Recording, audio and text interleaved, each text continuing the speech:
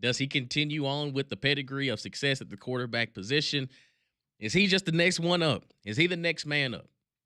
We saw glimpses of him last year in horns. Like Steve Sarkisian said, Arch and those guys, at least the sophomore, well, now the junior class, they don't know what it's not like to play for a college football playoff, whether the Big 12 or in the SEC. They look for the long stretch of a season. And when you look at this Texas Longhorns team, they get it started right out the gate. They take a trip up to the defending national champions in Ohio State Buckeyes, a team that beat them on the way towards the national championship last year in the college football playoff. Follow that up with San Jose State, then UTEP, then Sam Houston. After Ohio State, you should be 3-0. Now, again, outside of Jeremiah Smith and Caleb Downs, really couldn't tell you much else about Ohio State except that Ryan Day has found a way to win a lot of football games outside of Michigan there at Ohio State. But I do think for a week 1 matchup, all eyes will be there in Columbus, Ohio. But then you have a bye week there at the end of September. And then the month of October, you travel to the Florida Gators. You get the Red River rivalry with Oklahoma on October the 11th. And you hit the road again at Kentucky, then at Mississippi State.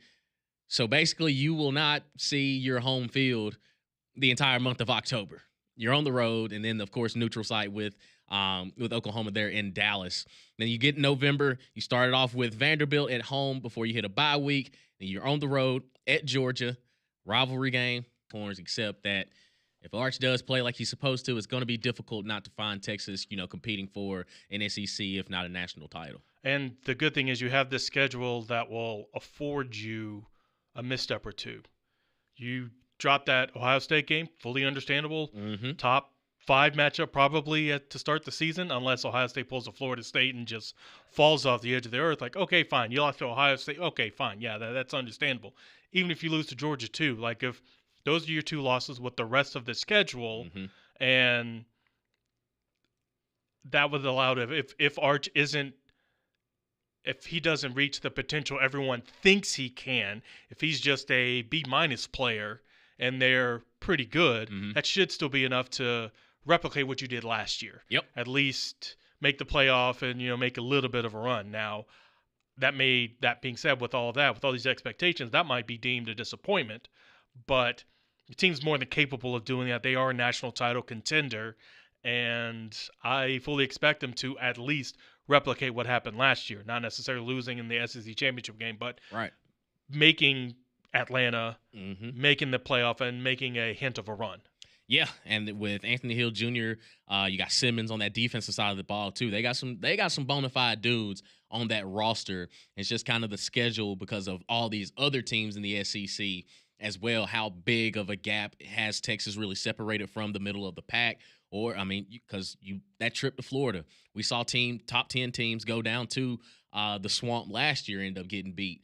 They beat LSU, who was pretty much a lock for the college football playoff. If they would have just knocked off Florida, they fell to them. Ole Miss went down there with hopes of contending for a college football playoff spot, lost to them. So Texas, man, on October 4th, you got to make sure your chin straps are buckled and got to make sure you're dialed in, because this Florida game could be interesting. And you follow that up with Oklahoma. Where is Oklahoma going to be? Because they have necessarily improved on paper offensively, and defensively I think they're not going to have that big of a drop off too. So we continue with the conversation of the SEC Media Days, kind of a recap of what we may have missed. But let me tell you, the Alabama heat and humidity can be brutal, but don't let it affect your home and family. Keep them comfortable with an affordable Trane cooling system. They've been recognized as America's most trusted brand 11 consecutive years, and they're official cooling partner here at Jox. Find a comfort specialist near you at Trane.com. We'll take a trip to Oxford, Mississippi, as Lane Kiffin, a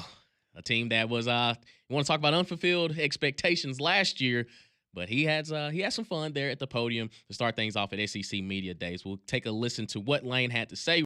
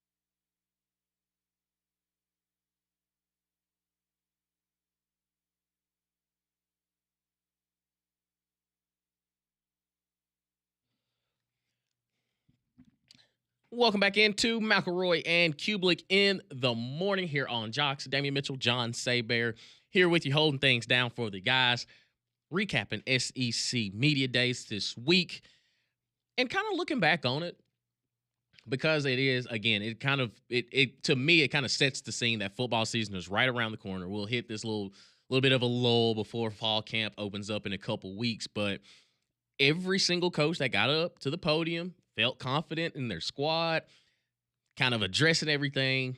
Not really, some of them kind of reflected on what happened last season, especially, one Kalen DeBoer when it's, again, to say that you go out there and win 9 games and it's a down year, there are tons of coaches in college football.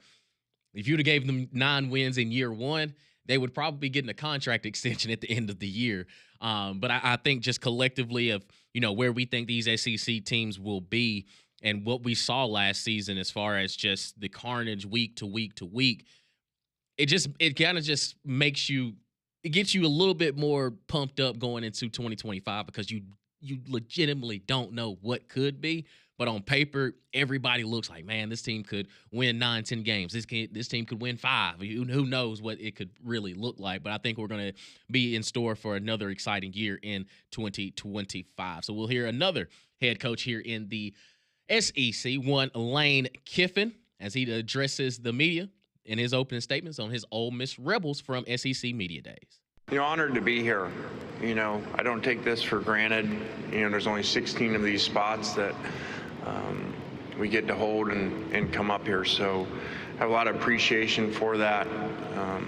The commissioner's been phenomenal. He just mentioned going into 6th year, and he's been great to us. Keith Carter and Chancellor Boyce hiring us 5.5 years ago, and the Ole Miss fans in Oxford and how, as he mentioned, a lot of personal things there, and how awesome it's been. It's really been an amazing 5 years, personally and professionally there in Oxford, and I reflect on that like life, with so many good things of gains and losses, with my daughter Landry being there, and now Knox and Layla living there. Really is amazing. He mentioned, and kind of broke it all down, my brother and his 4 kids living there. It's really amazing. And then with some losses there of now losing both parents in the last year has been very challenging. But just thinking on the way over here, about my mother and how grateful I am to her, and it reminds me of coaches' wives, and to all coaches' wives in all levels, how you really are the glue that holds everything together in these families, with coaches like my dad that worked so much, and the moms doing everything at home. And so just really grateful to both my parents for that, and feel like, they spent a lot of years and spent a lot of time, taking us to a certain level. And I think when you're now experiencing that, which is strange, of losing both parents, that you're really the highest on the family tree now of what's left. And what that means about, they go next door, and I don't think they leave you. I think they go next door and they allow you to go to the next level. And just coming off of, a couple days with family and with Chris's kids, and, whether that was dancing with my nieces at Morgan Wallen, or then yesterday out on the boat and seeing all the cousins playing with each other, and how proud my parents would be of that. And just really, really cool to see things through a different lens now, and awesome that there's so many Kiffins in Oxford to experience everything together. Where I think of our program, where we're at, and, the last 4 seasons there, since COVID, and 3 of those 4 seasons with top 12 finishes. I believe in the last 55 years of Ole Miss, there's been 4 top 12 finishes. So 3 of those to be in the last 4 years, 1 in the previous 51 years, I think says a lot about what we've been able to do through the staff, through the players, through everybody involved, especially the leadership above me. Over that time, the third most SEC wins of all 16 SEC teams. That's helped us tremendously. When we got there at Ole Miss, we had to sell to recruits, hey, when you come here, this is what it's going to look like. We're going to win. We're going to have first-round picks. We're going to have the most players drafted in school history. We're going to win 11 games in a season, win 21 games in the last 2 seasons.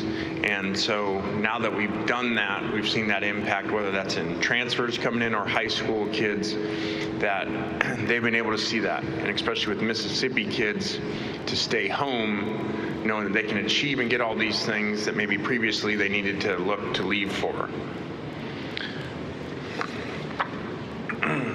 Okay, it's 2025 team. I think we have a lot of really good players coming back. We added a lot through the portal, and it's been a very competitive offseason. I think that the groundwork of these last players over the last few years, what they've laid, what they taught the players has been very beneficial. Like we say in recruiting, you get what you see with us. There's not fluff in recruiting. We don't put on this show, and then all of a sudden they get there and it's a different thing. And I think that that's really helped us over time for us not to have many kids that are playing leave and go into the portal, and for other kids to come to us because they know that. And a lot of that is to our culture and to our staff. So to be able to keep our entire staff from last year was very critical. That's not been the case a lot of times in our years at Ole Miss. We've had to replace a lot of really good coaches.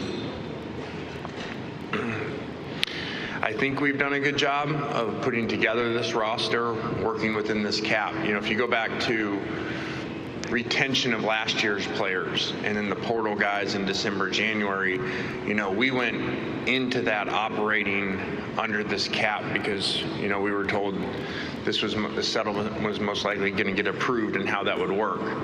So, we get a lot of questions like, what's it like now? Well, we have under this cap guidelines of what was coming and what it was going to look like. So I think we've done a really good job of that. It obviously means you can't sign as many players as you'd like at times because you have a budget. So we're obviously hopeful that that'll be rewarded by doing that. I think it's obvious people aren't staying within that cap.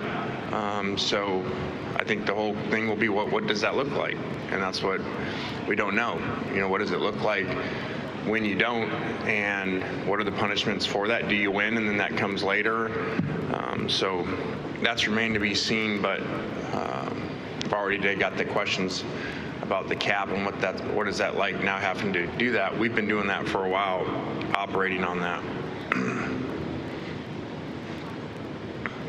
Very excited about this schedule coming up. We play 9 games in Mississippi, so that's awesome for our fans. Basically, to have 9 home games is amazing, and for Oxford to have that for the businesses there is great. So it'll be a very competitive schedule and a lot of work to do with all these new players in the meantime. And that's the thing about Ole Miss this year, man. Can Lane get over the hump? That's really what it just boils down to for Lane. And he's had multiple teams that have won, double-digit games. And, he's in that James Franklin boat of, can he win the big one? And I think the narrative kind of, it took a different little approach when you knock off Georgia, but then the loss to LSU and the loss to Florida and the loss to Kentucky early on. And it's, okay, how can you get out of your own way? How can you get out of your own way? And I think defensively last year, that was by far the best defense that Ole Miss has had in essentially since Lane has been there in Oxford. But the offense started to sputter in moments, even with a veteran starter in Jackson Dart. So now Austin Simmons, that one drive against Georgia, and everybody's like, yep, okay, this offense is going to be just fine. But also, Caden Lee is the only returning receiver that you got. So it's going to be a lot of other pieces around Austin Simmons to see where exactly he goes. We'll take a look at their schedule when we return here on Mac and Cube in the morning.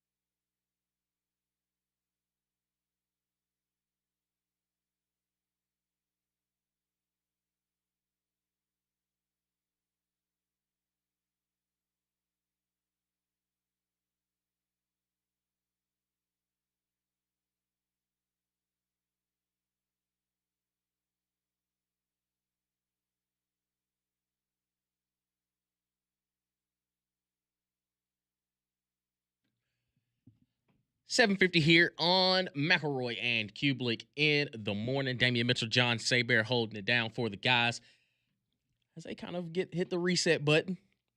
SEC Media Days does drain them a good bit, but it's almost that little tease before the real grind once we flip the calendar into August and once football season rolls around and we know the great job that Cole and Greg do just week to week. Maintaining a radio show, then also hitting the road, getting ready for games, calling games and stuff like that. So we know what they're about to get into, but we appreciate them letting us hop in for today and kind of just recap everything from SEC Media Days. The way I like to describe this week is, or this past week, is it's media. Everyone's excited for Media Days. We've dubbed it the unofficial start to the season. It's like you're at a great restaurant and the appetizer comes out and you're so excited for it. It's amazing. It's fantastic. And you know that the main course is coming, but the kitchen's behind.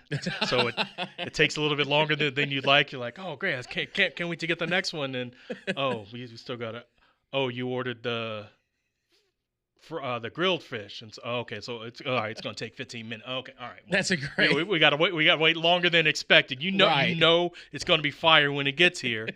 But I don't know. Maybe they sat a party at 20. Dave, just unexpected. You're like, oh, okay, we got to wait just a little bit more. Yeah, just got to twiddle our thumbs a little bit. It's like, man, so what y'all got going on these next couple of weeks? And it's just getting closer and closer to kickoff. But we know we got a chance to hear from Lane Kiffin as he hit the podium there at SEC Media Days and kind of take a look at Ole Miss's schedule in 2025. They opened up with Georgia State before they hit the road to start off SEC play and take on the Kentucky Wildcats. And I think that is that's a game that again, last year going into it, I remember Greg was on the call. It was an 11 o'clock kickoff, and you're like, yeah, Ole Miss, they should go out there and handle their business. But as that game kept going along, and it's like, is Kentucky about to do what I think they're going to do? And they did. Kentucky was 1-7 in SEC play last year, and the one game they got was Ole Miss. And I think Lane's going to look to rectify that loss there in Lexington, Kentucky. But that'll be the second week of the season. Then you follow that up with Arkansas at home, Tulane at home, LSU at home before the bye week to start off the month of October. And in surprising fashion, you welcome in Washington State. Now, had John Mateer still been there at Washington State, probably a lot of offensive explosion. But I can 100% tell you that I have no idea what Washington State is going to roll in with at 11:45 on October the 11th. But then they jump back into what is going to be an exciting matchup on October 18th. They hit the road to Athens to take on the Georgia Bulldogs. Follow that up with a trip to Norman, Oklahoma to take on the Sooners. And then the month of November started off with South Carolina at home, the Citadel at home, Florida at home before a bye week, and then the Egg Bowl with Mississippi State there on Friday, November 28th. What's wild is in that budding little rivalry between Ole Miss and Kentucky, at least while Lane is there, do you know what the cumulative margin of victory is between the two? No. To be fair, they've only played 3 times since Kiffin's been there. Mm-hmm. The margin of victory is +1 in favor of Ole Miss. Ole Miss won Lane Kiffin's first year, 42-41. Wow. They won back in 22-19, and then lost last year by 3. So this has been two a good 3-point wins, 2 3-point games and a 1-point game. So so even though I'd like to think that make sure you've got this game on your radar and don't mess. I mean, Lane can't seem to put away Kentucky for whatever reason. It's never comfortable. I know you said someone had texted in a very interesting name about Lane because we compared him to another former SEC coach and now a current Big Ten coach. Texted in what was it? Christian texted in and calls him Lane Franklin. Oh, good old James Kiffin. Yeah, old James Kiffin, man. Because I guess with that though, that's a bit of a insult to James Franklin because Franklin at least has a conference championship to his name, multiple appearances to his name, has a playoff to his name. Lane doesn't have any one of these mess ups last year. Okay, yes, granted, I know Florida, you can kind of excuse me. Florida was down. That was a very good team. You went to there kind of late. Okay, fine. But any of them other two mess up, you don't have any of those. You're in the playoff. Yep. Easy. And at least you're like, okay, everything is built towards this. We made the playoff, and now we can take that step forward. But, yeah, at least James Franklin has shown that he can get there. But whether or not he can win the big game, that still remains to fully be seen, even though he at least toppled Ohio State once. Yeah. To be fair, I guess Lane just toppled Georgia, but also a fat lot of good it did because Right. you're still sitting at home. And I think for the thing about James Franklin is, too, he finds himself in these big games because he's continued to win. Right. He doesn't necessarily have those boneheaded losses anymore. It's just, you can't get over this hump with Ohio State consistently. And whether or not you want to call him overrated, he's beating the teams he's supposed to and losing to the teams that are above him. I mean, that's kind of what you should do. Yeah. I don't expect the James Franklin team to lose to Mark Stoops early on in the season if they were to match up. Like, James got to handle this business. So the pressure's out on Lane in 2025 and this Ole Miss squad heading into the new season in college football. But that's just to start things off in SEC Media Days. We continue with some bonus coverage. Cole Kublik got a chance to sit down for some interviews. We'll get that started in hour number 2. Keep it locked on Macaron Kublik in the morning here on Jox.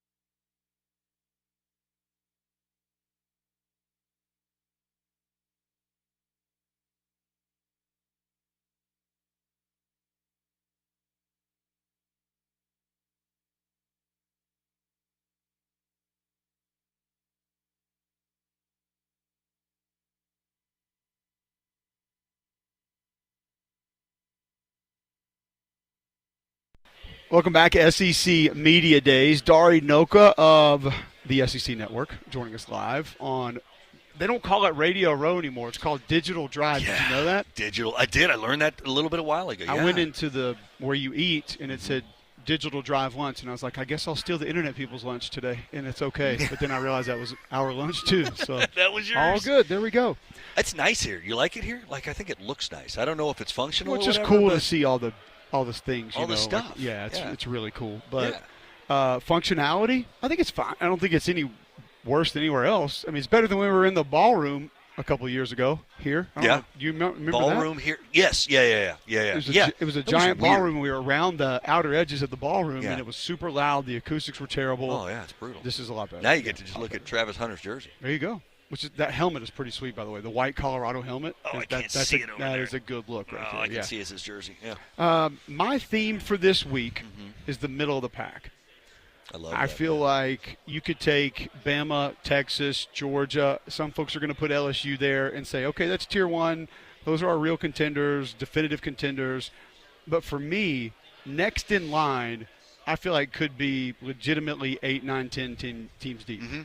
The only team that might really be lagging behind me, Mississippi State. Some people might have Kentucky, but like Oklahoma can extend. Yep. Florida can extend. Yep. Auburn can extend. Missouri can extend. They could also all win 6, 7 games.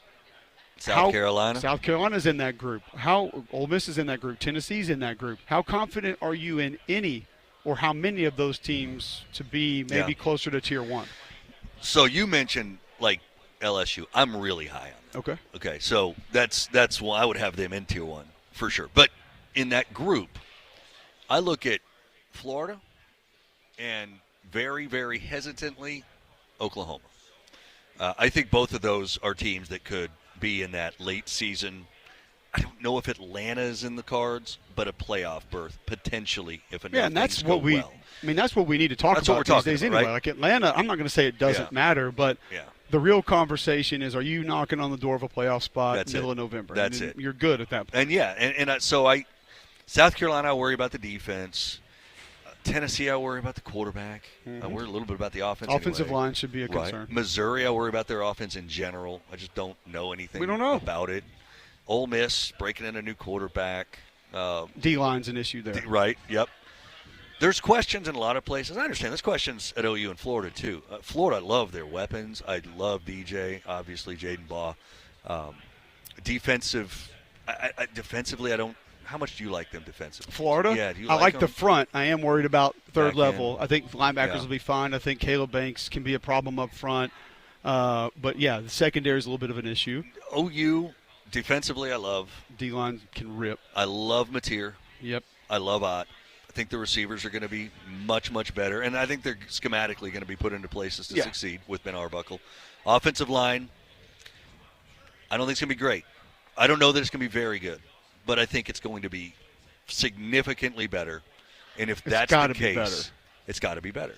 And if that's the case, with a little health on their side, I think they're an 8 or 9 win team potentially. It's just, and here's what's like. People all the time. Well, they were a 9-win team. This and that. I was like, you know how many games Georgia won last year? And they won the SEC. Like we got to get away from this 9 wins gets a coach fired mentality. Right, that's ridiculous. A ridiculous mentality. By the way, that to me, in the first time I started hearing that, Brent's got to win 9 next year. Okay, got to win 9.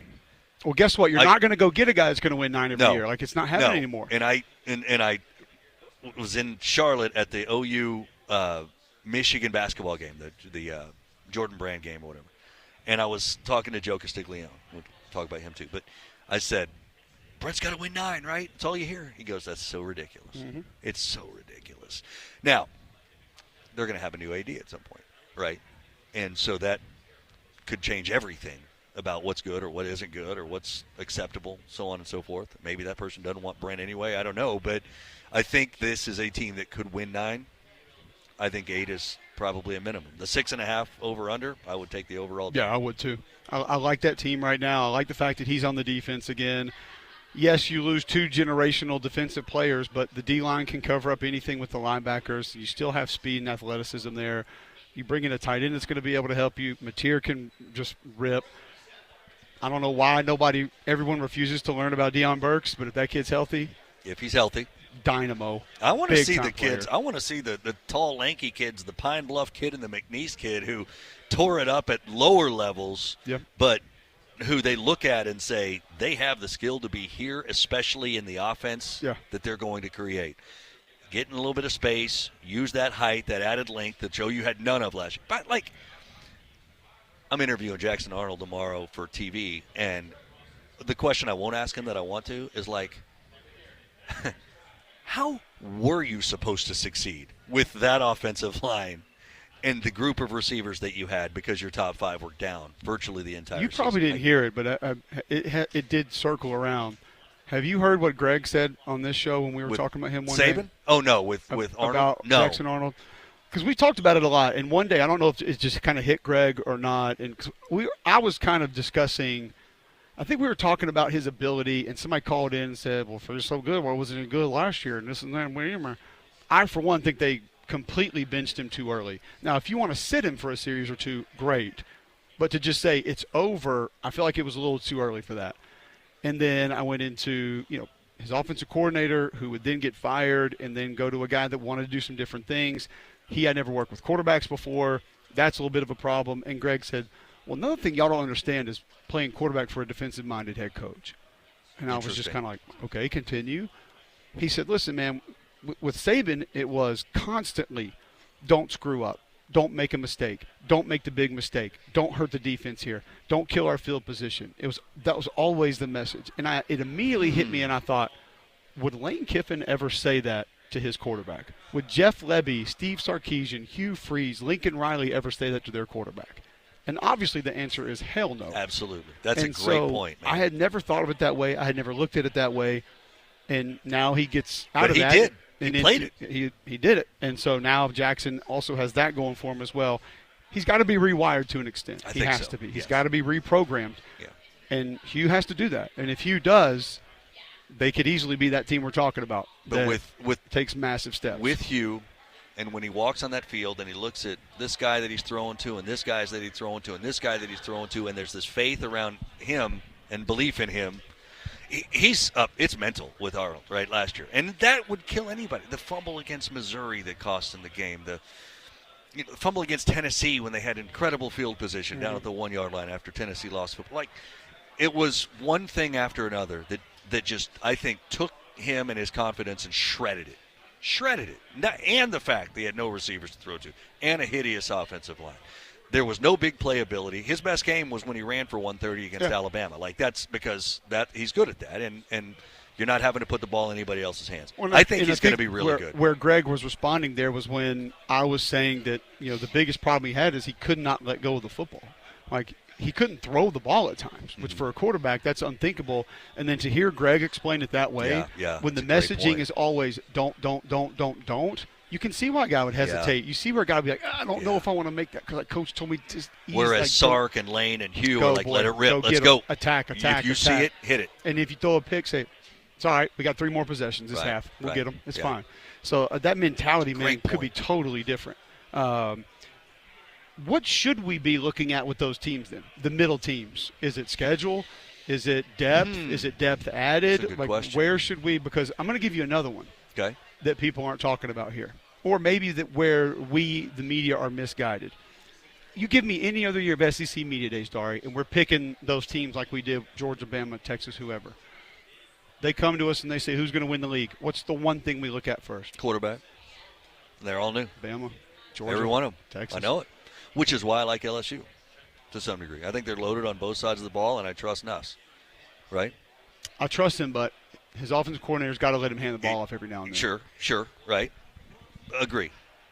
And it helps, too, if that defense takes more strides like it did last year, right? Absolutely. Because then you don't feel like you have to win on every possession. Yeah, the only thing I'm concerned – the secondary a little bit, they just got to be healthy on defense. Right. Like, they need Whit Weeks, and I don't know exactly how they use him, but you need Harold Perkins.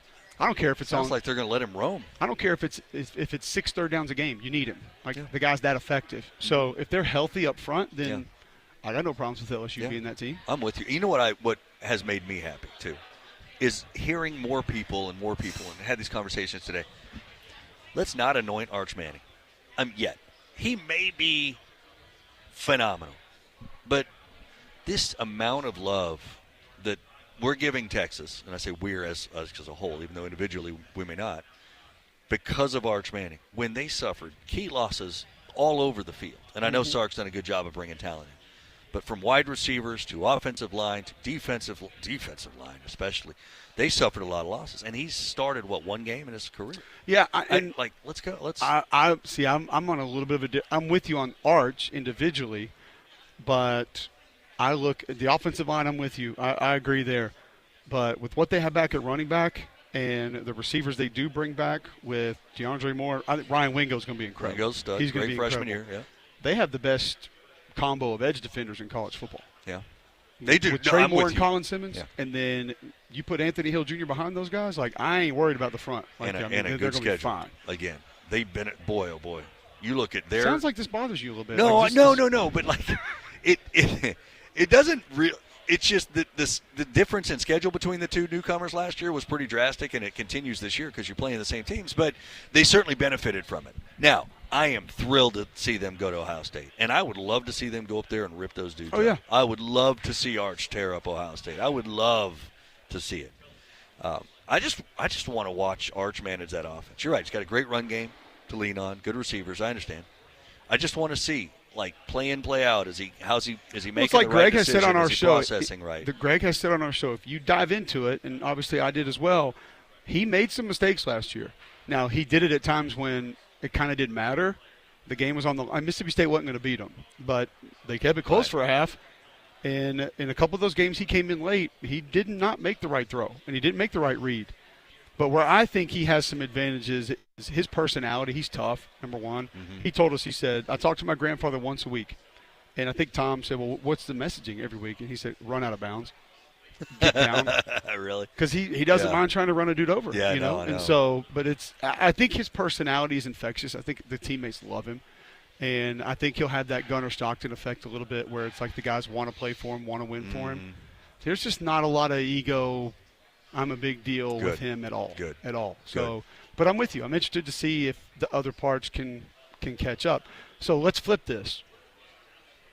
Who do you and I say have the most confidence in because it's kind of asking it asked backwards, but who do you have the most confidence in that will go backwards? Because that's where I'm struggling more. It's hard to pick the team that moves forward, but it's almost like nobody's going backwards. Tennessee's going to take a small step back. I think so. They have to.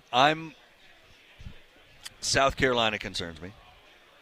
Man, I mean, the hits on defense worry me a little bit. Transfer running back they're counting on.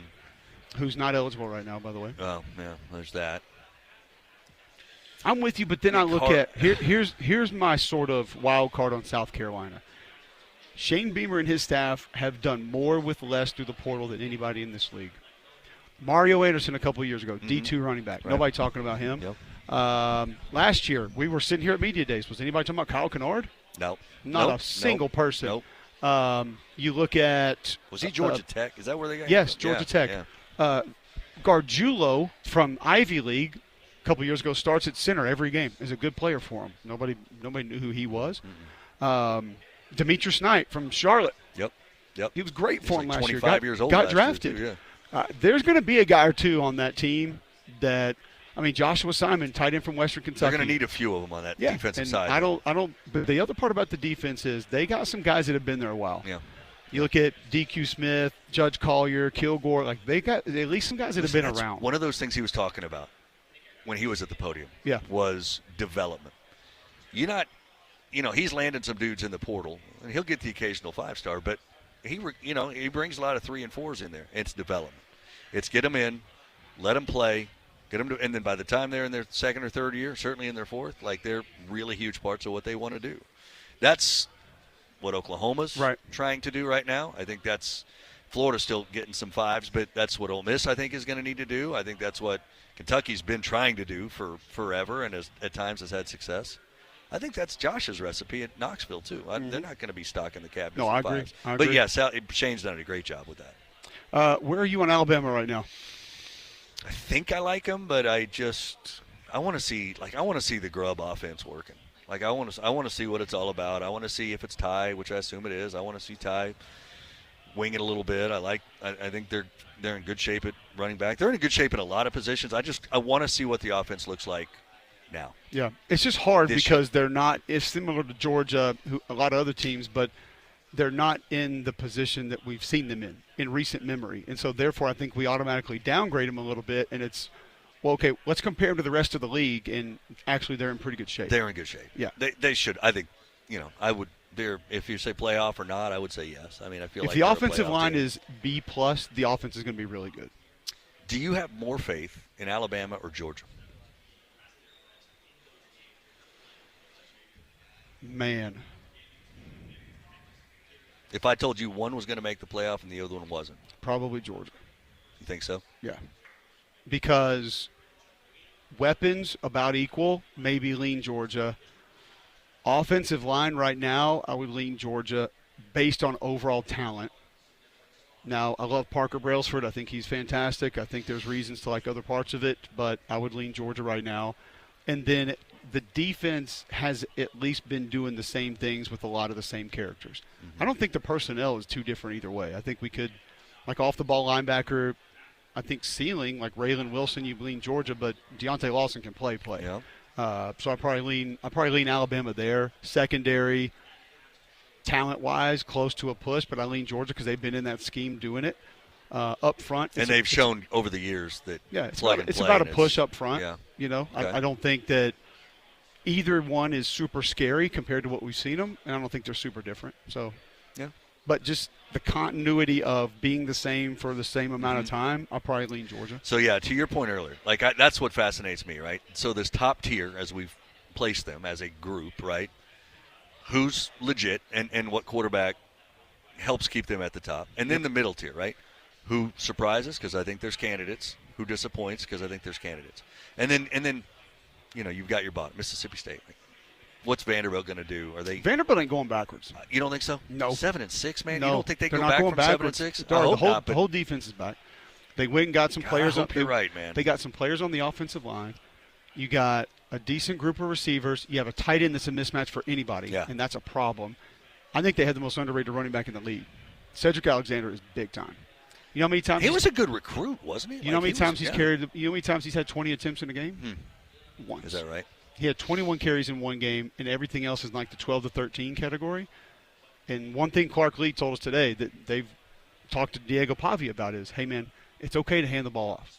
Like, you can give the ball away. You don't have to do it every time. And not that he's not thrilled to watch every single play. Part of that was load management for him. Yeah. Like, we want to take a couple of hits away from you over the course of a season so where you're healthy late.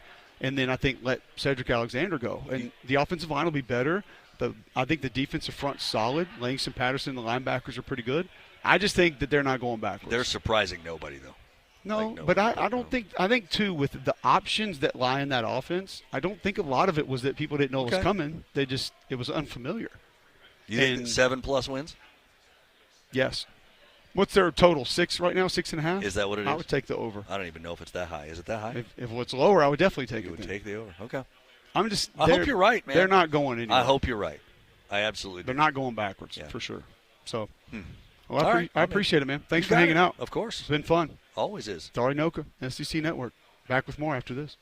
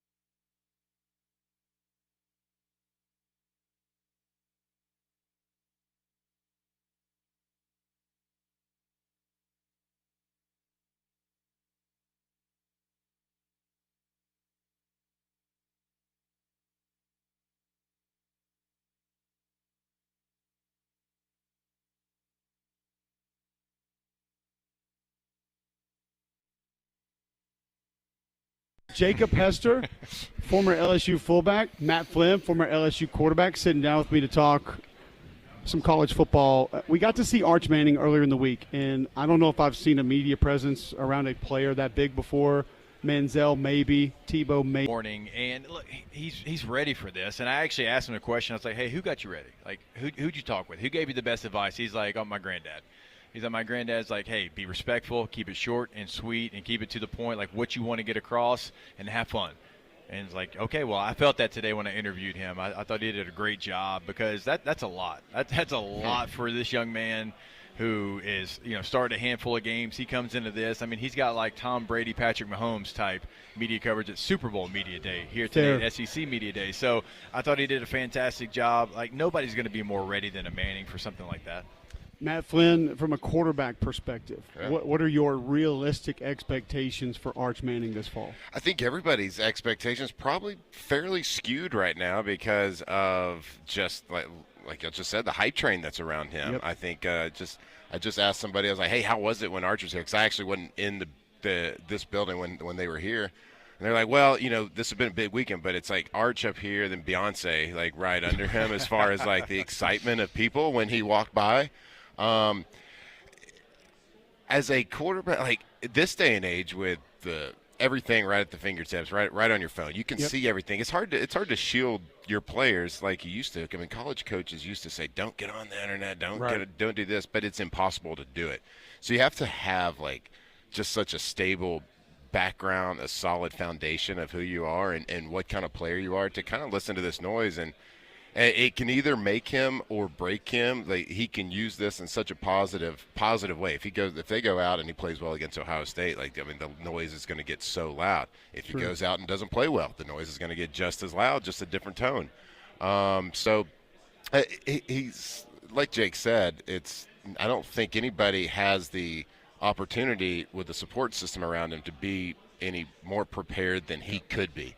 Now he's got to go out there and prove it, and there's nothing that we've seen or heard from him that gives anybody concern on that he can do it. So, I mean, he is the hype train real? Yeah, it's real. Game Peach Bowl, and like that helped because like we were like, okay, well, this guy can do it. Right. Like we've seen Flynn do it against Miami. Like, but then we saw Jeremy Johnson do it. That's very fair. Like, he didn't do it against Miami, but like how much Flynn does him having like those 2.5 games, going out there and kind of being the guy, like how much can that help the guys around him give that belief in Arch and Arch himself? Yeah, I always kind of believed. So I had like the Peach Bowl start in 2005, and then at the next level of the NFL, I started a game. It was like my third year was my first start in the NFL. I played a night game against Tom Brady in Gillette Stadium back, and I thought more than just myself. Like, I always believed I could do it. So you carry all of us athletes carry an inner belief, whether it's justified or not, that we can go out there and be really good at what we do. I thought it was more for my teammates to have confidence in me and what I could do, and their belief system in me, that it was more beneficial than just like to me personally, right? So them being able to see, and you can tell pretty quick in practice if a guy's got it at a quarterback position. Yeah. Like if he is, if he's just treading water, if he just doesn't fit the bill, teammates can tell that, and they can read and feed off of that, especially at that position more than any other position in the world. And all signs point to he's done everything, that he's lived up to everything to this point. Now he's got to go into Ohio State first game of the season. So yeah, good luck. It's when I talked to – see, there we go. You're going to have to cut this out, D. I don't understand, like, why. Check 1, 2, 3, 4. We'll just leave it turned all the way up then. I talked to Dusty Dvorak downstairs, and he said that somebody around the Texas program Jade Barron was telling him a story about Arch, that he carried their pads in from practice when he first got to campus. And a couple of the guys were like, hey, man, you don't have to do that. Right. He said, no, I want to do this. I want to earn my stripes. I want to earn my way in. I just think he's built different when it comes to that, not letting the things get to him, not letting the things And we talked to him when he did TV. We had the Mississippi State game, and we were asking him about that. He said, well, I get one call from my grandfather every week. He gives me advice. And so what's the best advice he's giving you? He said, go out of bounds or slide the other one. He said, you're going to walk like I am if you keep trying to run people over. So What about that team, though, in general? Your expectation for that team, Texas, this year, Jacob Hester? I do think it is incredibly high. I do think they have a lot of pieces coming back. If they can, knock on wood, stay healthy at the running back position, that has been a bugaboo for them over the last couple of years. They've got some really talented backs. I mean, C.J. Baxter, somebody we've talked about a lot. It's like, I want to see him in the totality of a season be healthy. They've got Wingo out wide. Like, they've got weapons, but it's a defense that I love. I mean, I thought they brought probably the three most impressive players maybe here to Media Day with who they brought. I mean, that's two, like, true All-American candidates on defense. And, like, Michael Taft, like, how much can you say about that kid? Super Grown impressive. man now. I mean, he's been in college a long time. To start your career as a walk-on, to have scholarship opportunities in the Ivy League, and you turn those down because you want to go play at Texas. You're from Austin Westlake, and that's what he did, and he earned his scholarship. Sarkisian tells me a story earlier today. He's like, yeah, I kept going down there asking how the freshmen, and they're like, yeah, Taft's looking great, Taft's doing great. He's like, Taft, no, Xavier Worthy, how's he doing? He's like, no, they keep telling me about Taft. And he's like, look, he proved it every single day. And somebody like that, like when you just need that guy in the back end, you need covering up everything. They've got so many talented players like Simmons, and they've got Hill. They got so many in front of him. Like, that is like the ultimate just safety net for that defense, and they can be aggressive in different ways because they have a guy like that in the back end. I think they got enough on offense. I think they're one of the better defenses in the country. So, yeah, I think the hype's real. I have them being in Atlanta, yeah. Matt Flynn, you think Texas in Atlanta as well?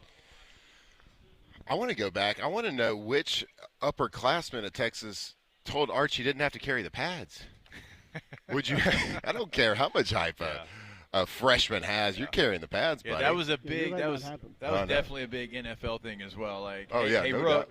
you're gonna grab all 17 pairs of those pads and you're gonna bring them into the locker room. No doubt. You're also bringing food to the plane when we go. Ours was Popeye's chicken. It was kind of whatever the position. I had to bring Oreo McFlurries to Aaron on the plane in Green Bay. Okay, so Texas, I think that the hype train's obviously very well deserved. Playoff appearances 2 straight years. I mean, I would assume somebody asked me that I had to make a prediction on who's going to be playing the SEC championship, and I said LSU and Texas. So okay. You guys got to see Auburn earlier in the week. Yeah. Overall expectations, you heard Hugh Freeze, you heard Jackson Arnold. Where do we see Auburn finishing this season, Jacob? So I think there's a lot of wild cards for the team. There's a lot of spots that I think you talk to 10 people, you might get 5 different opinions. But there's one guy that I do want to highlight for them. It's Eric Singleton Jr.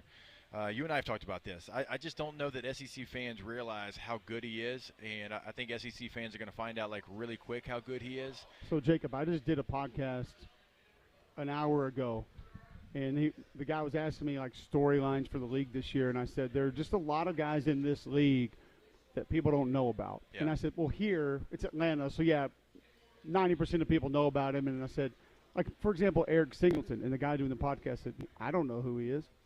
Wow. And I was just like, to my point, this guy is a top 20 football player in the nation, and for some reason we just true 4-3 guy. Don't talk about him. Yeah, and Georgia Tech and Flynn, I love talking Georgia Tech. I mean, they are like that offense just is so like, much fun. And you do too. I mean, you and I talked about Brent Key and just like the toughness that they have. He is going to be explosive, and you can get him the football in so many ways, and he's going to be like just an easy for Jackson Arnold. Let's get comfortable. Boom. Let's just get you the ball in space. And it's going to be like a drive starter. So, like, for me, it's like, how do they utilize that? How does Jackson Arnold play when he's got actual receivers that are healthy, right? Because he's got one of the better rooms in the country. So there's question marks. I like the front seven maybe a little bit more than others. I think you and I talked about that. Auburn's always going to have a 220-pound running back that's going to go downhill. I don't worry about that. I think the offensive line is going to be a strong unit as well. I think it's truly like, what is the game plan? How do you utilize Jackson Arnold with Eric Singleton and some of those other weapons? Matt, I'm going to ask you this before I let you guys run. I had 2 people ask me about this the day that Auburn was in town, and Hugh Freeze actually said this publicly as well. He said that, I'm paraphrasing a little bit, but essentially told his defensive staff at the end of the day, I need our quarterback to leave every practice confident. Oh, okay. I didn't like hearing that. That's a little scary to me. Right. And that is probably the number one goal that needs to happen for Jackson Arnold is his confidence to grow and be what it needs to be to win in the SEC. But as a former SEC quarterback, what do you think when you hear that? Well, I mean, confidence is a quarterback's best friend, of course. But Ooh, that's manufactured confidence is a little bit different, a different story there. I don't know if I've ever really heard that. The only time I've ever heard anything similar to that was I was in New England for a hot minute. I was there for a couple weeks, and this was like when Tom Brady got suspended for Deflategate. They brought me in for a little bit, and at that point they were revamping their defense, and Gronk was one of the most like impressive players I'd been around ever, like in practice, like a freak. Like caught every pass, scored like 10 touchdowns a practice, and they wouldn't let him practice against the number one defense because they were trying. What I assumed was they were trying to build confidence. Whether that was just how it all lined up, but he went with Garoppolo and the number 2 offense like every practice and I was like, okay, all right, this is a little different just because he's such an unfair matchup. So when you said that, it immediately brought that memory back to me. So he's saying we need our quarterback to be confident that's the quarterback's job, and the receivers and the linemen to be confident at the end of each practice. They have to get it done. That's the offensive coordinator's job. Now, I did hear Hugh Freeze talk this morning, and of course he got asked about Jackson Arnold, and he said, look, I really like this kid out of high school. I was high on him out of high school. I've always thought he fit what I wanted to do offensively. He said, and then, of course, he didn't have the success last year that I'd expected from him. But then if you really dive in and watch the tape, he's making all the throws.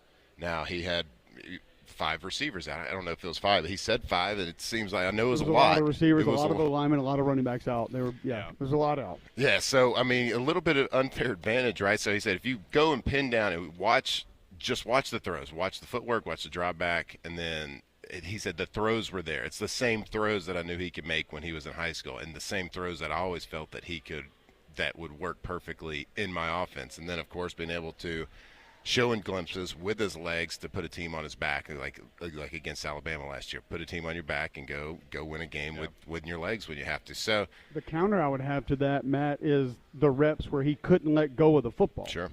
And there was a receiver open, and the throw was there, but he just held the ball. Sure. That's where he's got to get over that. And then to your point of, is that really the way to do it?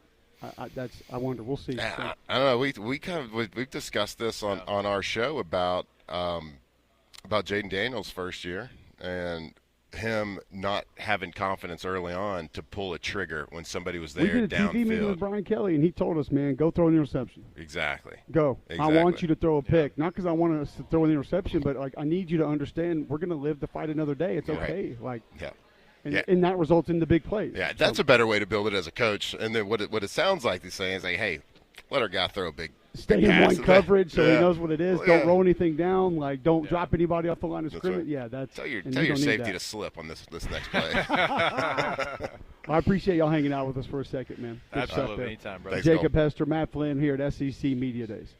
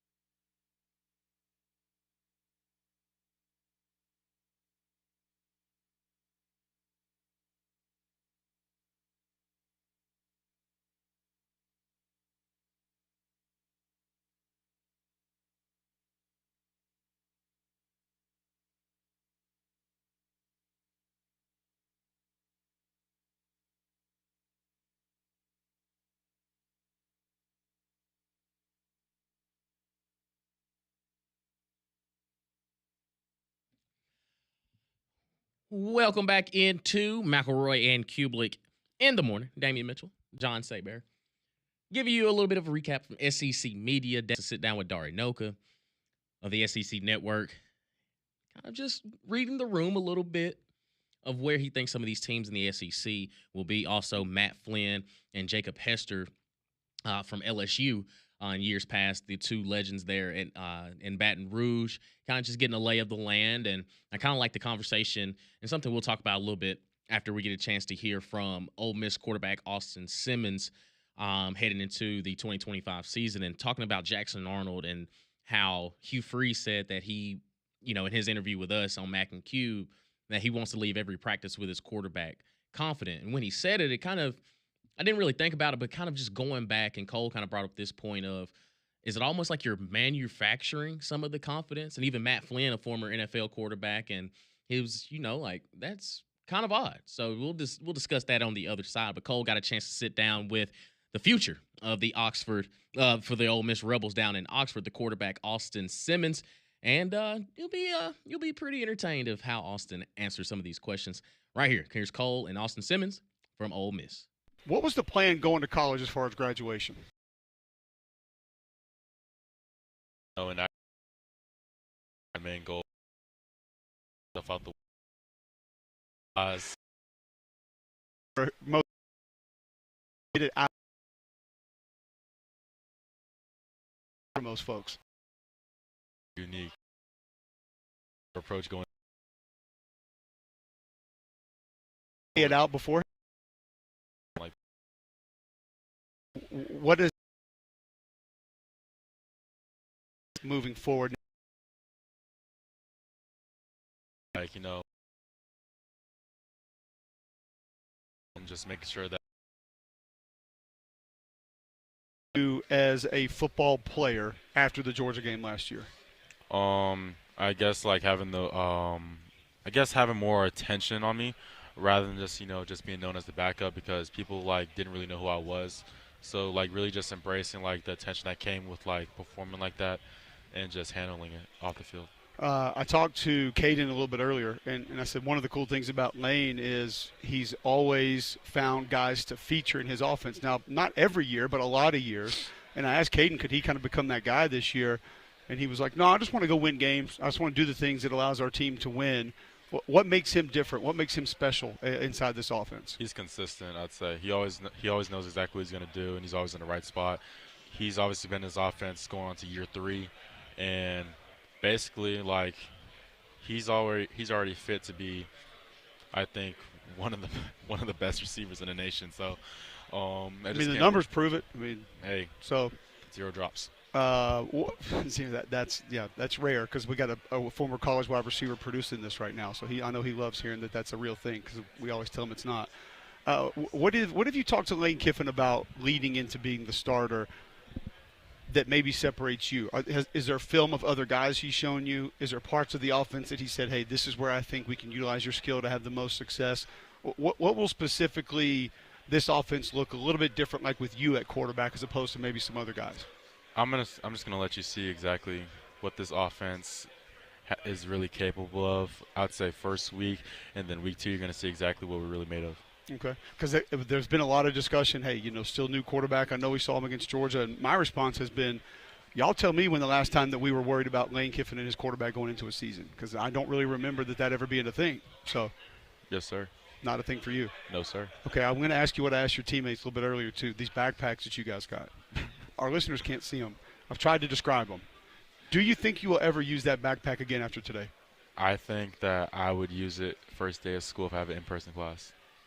That's a big if. Hey, it's a big if. Hey, it depends on the class. Let it be some serious type of class. I'm not big. I asked Garrett Nussmeier earlier. I said, honestly, are you taking that to class? And he goes, I don't go to class anymore, because he's graduated. Yeah. He goes, everything's online from here on out. And I said, Yeah. Man, that must be nice. I didn't have the brain power for that. So maybe I might wear it on the Walk of Champions just because. That's what they said, too. I told them, I said, put your Twitter handle on it, or pick an NIL deal that you have and put the company logo on there, or all your NIL deals, and just flash them walking down Walk of Champions. And then say they owe you more because you went out of your way to do that for them. That's smart. I'm here for you, Austin. Hey, that's smart. I'm here for you. And I'm not smart. but I have smart ideas occasionally. Hey, we always flash. Give us something about this offense we need to be watching for that you don't think people here are talking about. How explosive we really are, honestly. Like seeing like how many explosive plays we could produce in one game, like change momentum during the game, and just seeing like how we can just drive the ball down the field so quickly. Can I tell you what I'm excited about in this offense that I don't think people know about or probably don't care about? And I get your response to that? The tight end room. Damn right. Nobody's talking about it. Don't worry. There's 2 big-time athletes in that room right now. Let them be surprised about it. Well, I think I just ruined it. So. No, it's fine. They won't believe you. Let them find out. How much of a hammer can Logan Diggs be for you guys this year? I feel like our entire running back room is going to be a hammer for us. The whole room? Yeah. Okay. What do you do from an NIL perspective with your offensive linemen? How are you taking care of them? Oh, we're actually going out to eat tomorrow. Where are we going? We're going City to Grocery? No, Grill House. Okay. Just going to get a private room, just go over there. And just tell them go to town? Yeah. Like, whatever you guys want, it's on me? Yeah, I'm not even going to look at the check. Just going to just slide the card. Just not even going to look. My heart's going to break. Wait till the statement comes in for that one? Yeah, like I'm probably going to get like a fraud detected. Yeah, they're not going to let that go through. Exactly. It's okay, though. Well, I appreciate you taking some time with us today, man. Good luck this season. Looking forward to covering you. Yes, sir. I appreciate you. Hotty toddy. Austin Simmons, quarterback of the Ole Miss Rebels. And just think about where we are in college football and just college athletics when the quarterback – you usually hear about these stories in the NFL of, they might do it to rookies and just say, hey, you taking us out to dinner? You got us. The rich and wealthy quarterbacks of the NFL, they'll just say, hey, just whatever my linemen want, they get you things like that. But here we are in college football. Austin Simmons has taken, maybe 100 snaps, and he's taking he's taking his offensive lineman to, the grill house and just saying. Watt in his entire NFL career made 123. And then JJ quote tweeted and said, if I ever even get close to pretending to think about reaching for my wallet, I'm going to have words with my brother after this. Absolutely. Money's wild today. You ain't lying. We'll continue the conversation on the other side, recap what we've heard with some of the bonus coverage and bonus interviews that we heard from Cole there at SEC Media Days. All that and more when we return here on McElroy and Kublik in the morning.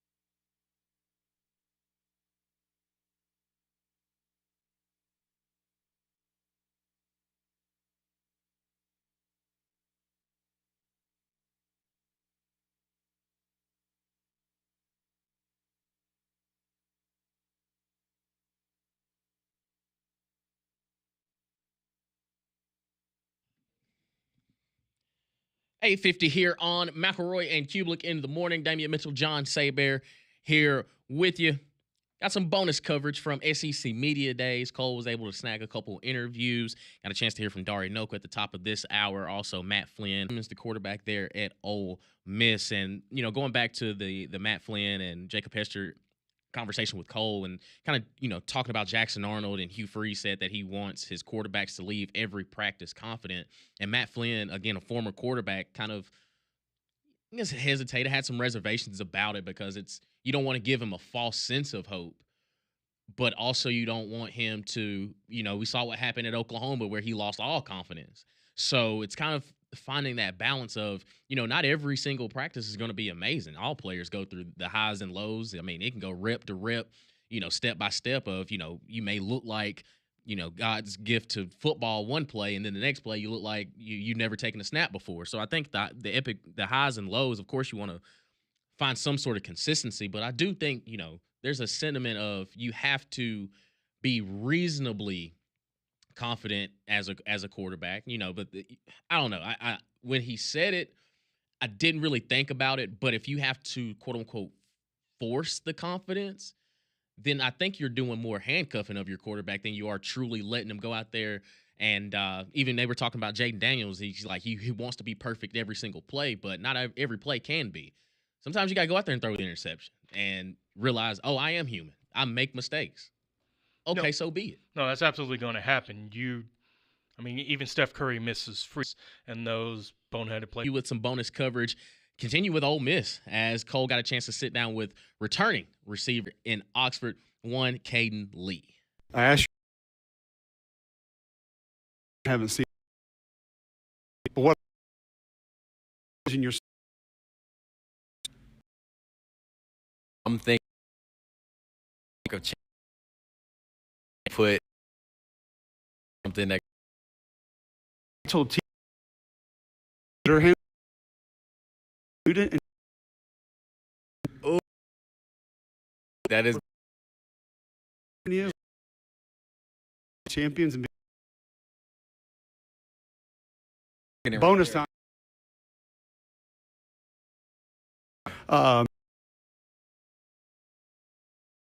Charlie's offense.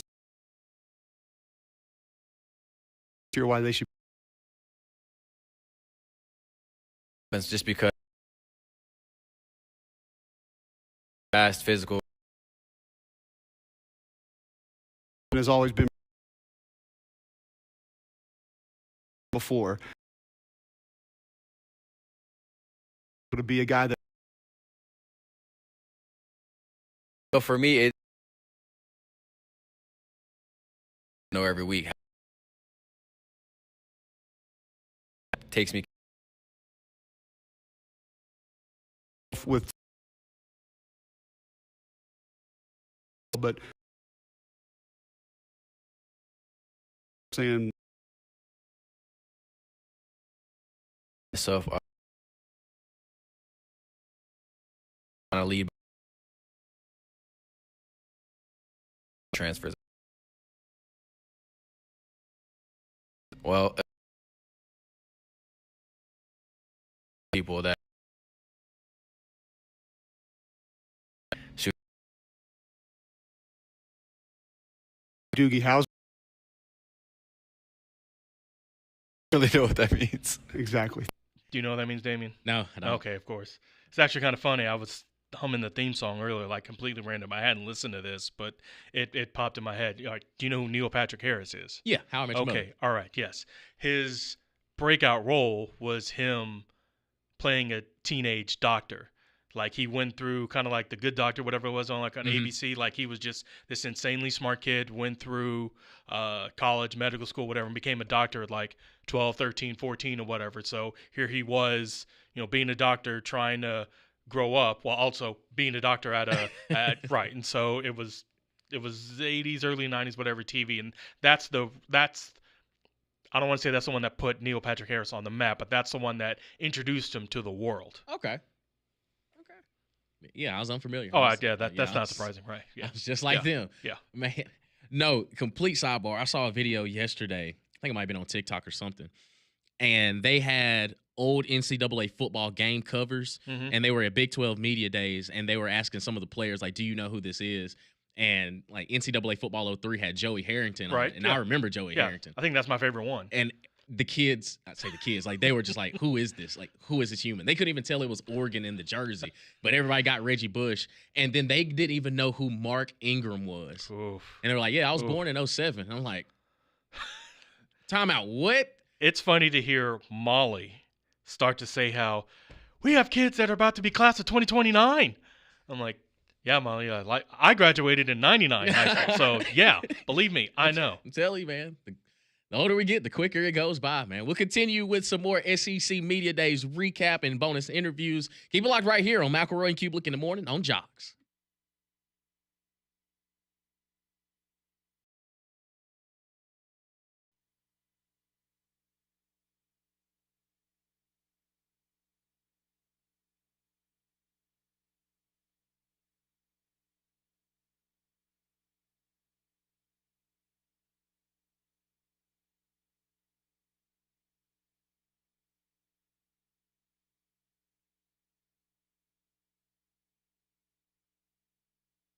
All right, welcome back in.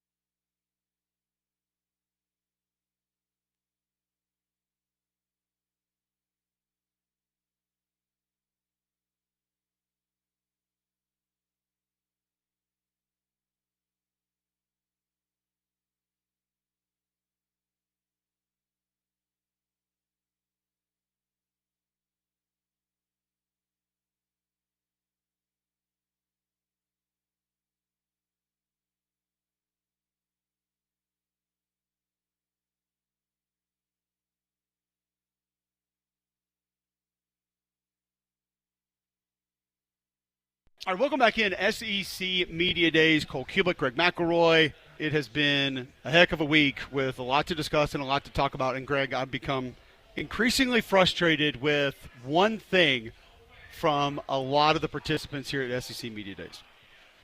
And? Shoe game? No.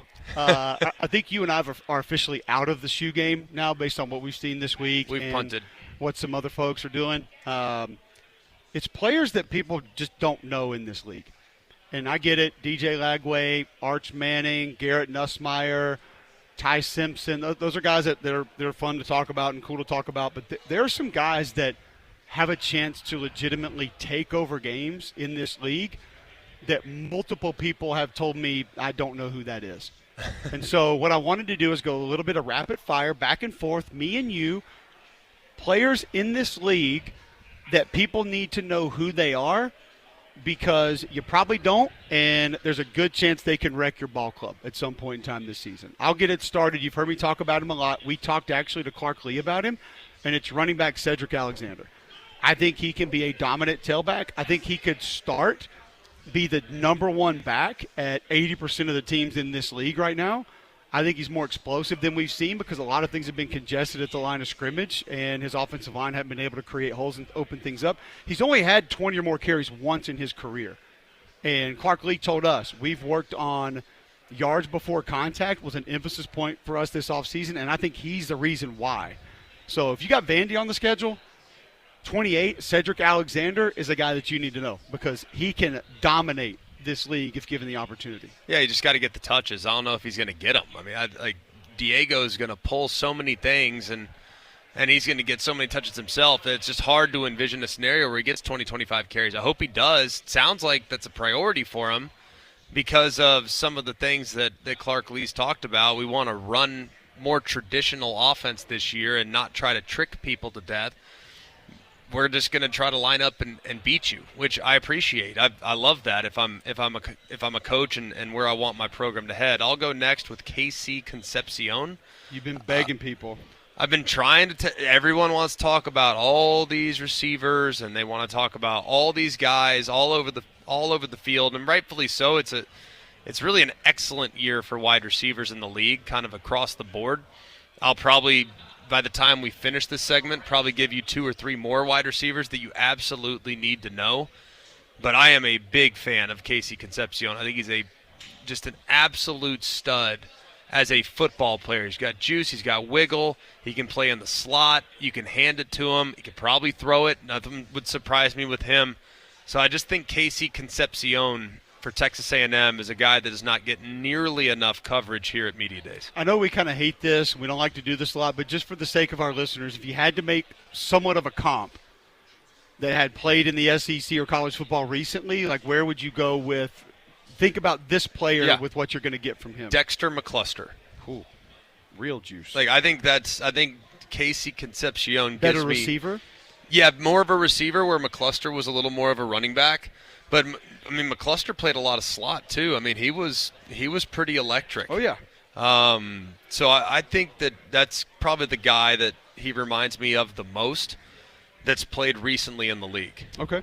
I'll go next, and it's Eric Singleton at Auburn. Now, we know him. Most of our listeners know him. But folks listening outside of our footprint that might not have a real idea who this is, Eric Singleton actually is a lot of what you just described with KC Concepcion. Real juice. Jet sweeps, he can line up in the backfield, quick throws, he can take him to the house. But one thing that separates him, I think, Greg, from a lot of other speed guys is he's a good receiver down the field. He knows how to attack the football in the air. He knows how to go find the football and alter a route. He's a great route runner down the field. He's not just a guy that you have to get the ball to quickly. He's a great receiver down the field as well, and I just don't think a lot of folks have any idea how dangerous he is. Yeah, I think that's a great one, and I mean, so many people listening to our show. If you don't know Eric Singleton, you don't listen enough. I mean, I feel like we've definitely highlighted his potential. I've loved him dating back to his time at Georgia Tech, and I think called a couple of his games a few years back and was very impressed with some of the things he can do on the football field. And that Georgia Tech team had tons of speed, and that's what makes him super dangerous with Jamal Haynes King, and with Eric Singleton. But Eric Singleton now moving on. He's not going to be surrounded by the speedsters, so his speed's really going to stand out. You know, it's going to look even more impressive, I think, in an Auburn uniform than it did in a Georgia Tech uniform because the guys around him aren't all also 4.3 guys and track star fast. So I love that one. I'll go next to Xavier Sori. Whoo, he can run. Arkansas. Talk about speed, length, twitch. Guy that's really flown under the radar the last couple of years, I feel like, and did some things for Georgia when he was there prior to. but he was overshadowed. At Arkansas, he stands out. And while Arkansas has a whole host of challenges, I think that's one piece I have no concerns about. I mean, he can really run. He can make a lot of plays. I think they'll use him a little bit more situationally, dropping in coverage. I want to see that next step for him because we know he's got juice off the edge. But the next step is just becoming a slightly more well-rounded player, and I believe it's in there for him to potentially elevate up the ranks of the outside linebackers in the league. Greg McElroy, Cole Kublik, live from SEC Media Days at the College Football Hall of Fame in Atlanta. Going through players you need to know in the league based on who we've talked to this year or this year at Media Days that folks just not giving enough love to, not talking enough about. I'll go next, and it's Elo Madozi. I've been saying Elo. Apparently Elo is the correct pronunciation, so I have been botching that. DJ Lagway walking past us. Can we get Lagway on the show? Would love that. I thought he was supposed to come right here. DJ, what's up, buddy? Elo Madozi, Georgia linebacker from Army. Greg, who is a tweaked up, twitched up, super bendy, super flexible, just motor does not stop edge defender that's going to be a very welcomed fit in Kirby Smart's defense. Yeah, I mean, I don't know how they found him. I watched some Army last year. They had a really good team. Blitzed the tape. Mostly watched their offense. Their quarterback's a heck of a player. But I don't feel like he was a guy that really stood out until you watched him by yourself. Like, you watched just him. And when you're watching him in preparation of figuring out how he fits into Georgia's defense, you start to see the traits and characteristics that was like, okay, I see it now. I get it now. But as far as, like, taking over games, it really wasn't part of what he did. So I don't think the production necessarily matches up at Army with the production that could match up at Georgia. So yeah, for sure. I like the pick, and I think there's a lot of reason to be optimistic about what he might do this year as well. I'll go next, R. Mason Thomas for Oklahoma. So much has been made about the interior of their defensive line, the pieces that they have to kind of rotate in, the depth on the interior at defensive tackle. But this is a guy that last year kind of burst onto the scene, and I feel like he's just getting started. I think he can wreck shop. Yeah, he can get it off and the edge. He can go off the edge. I think he can be stout against the run. He's not a guy that you want just anchoring down on stretch zone. That's not really who he is, but I don't think he's getting anywhere near the attention of a Colin Simmons. He's not getting anywhere near the attention of a Dylan Stewart, but I think his supporting cast there along the defensive line at Oklahoma is going to allow him a lot of freedom and flexibility to do a lot of different things this year. So I think R. Mason Thomas at Oklahoma, defensive end, outside linebacker, can slide him inside some, but they don't do it often. He's a guy that I'd be paying attention to as well. I'll stay with the same team, and once again, it feels egregious for you and I to have this conversation and to mention him, but there's been very little mention of Deion Burks this week. And he is a stick of dynamite. He can take over a game. He can score from anywhere, screen pass, quick pass, throw behind the line of scrimmage, downfield. Let's go back to that. Well, first off, go back to what he did at Purdue. He took over a couple of games. What you saw from him in an Oklahoma uniform in the spring game 2 years ago was ridiculous. I understand, Greg, that he hadn't done a lot in an Oklahoma uniform because he was banged up last year. But, man, if you've seen him do anything, you should be fully aware of what he's capable of. Yeah, no, I think that's a great one. He's a lightning rod, man. I mean, just a big play waiting to happen. He can play inside and out. It's tough to stay on top of. Like, runs pretty scrappy routes for a speedster. Usually with the speedsters, it's like, all right, that's my, I'm not going to say like a one-trick pony, but when that's your trick, like, you're great. You know what I mean? Like, that's all you need. Yep. But he's got some nuance, and he's got some polish that you just don't often see from a guy with juice like that. I'll go next. Ole Miss tight end Daquan Wright. Ooh. No one really – I mean, been doing 4 Ole Miss games last year. I think it took maybe to the 3rd, maybe 4th game before I really even asked him about it. And, like, hey, this guy kind of popped a couple weeks back. Yep. And I'm just curious, like, do you think he's going to be a little bit more a part of the offense going forward? And immediately I couldn't even finish my sentence before Charlie Weiss was like, this guy, we got to get him more involved. Like, he is excellent. Had a couple big games last year, but now they're breaking in a couple new pieces. Like I think their wide receivers, I'll list one here again in a minute. Their wide receivers are legit, but their tight ends make them different. Like I think Daquan Wright's got all SEC potential this year for sure. Really excited about the potential and the role that he might have in this offense and how he can stretch the field from the tight end spot. All right, I'll throw. We talked about Jaden Baugh with Jake Slaughter, so I don't know if we need to go into detail on Jaden Baugh, Florida running back. So I'll go. I'm trying to pick between two Mizzou guys. I'm going to go Brett Norfleet, tight end Missouri, because he, I think, is right now the best blocking tight end in the Southeastern Conference. I don't feel like he really cares if he gets a pass thrown to him. Like that's just how he plays the game. He loves to finish. He's got physicality for a guy that's like, 6'7"? He has good pad level, good hat placement. I think fundamentally he can even grow as a blocker, but he goes well past willing at that position, Greg, and he's fine as a receiver. I think he's effective as a receiver as well. I'm not saying he's Kyle Pitts, but a guy that can help you in the passing game and has good hands. And he's an athlete. He was drafted to go play baseball, decided to play football.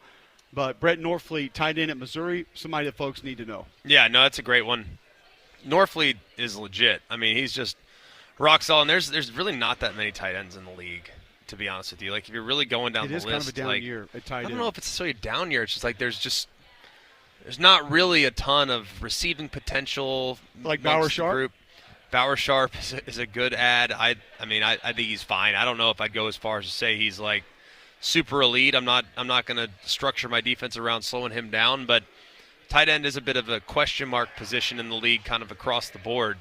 So I think that's a good one. I'll keep it with Ole Miss for a minute because I think when you look at what they have at receiver, it is painfully underrated.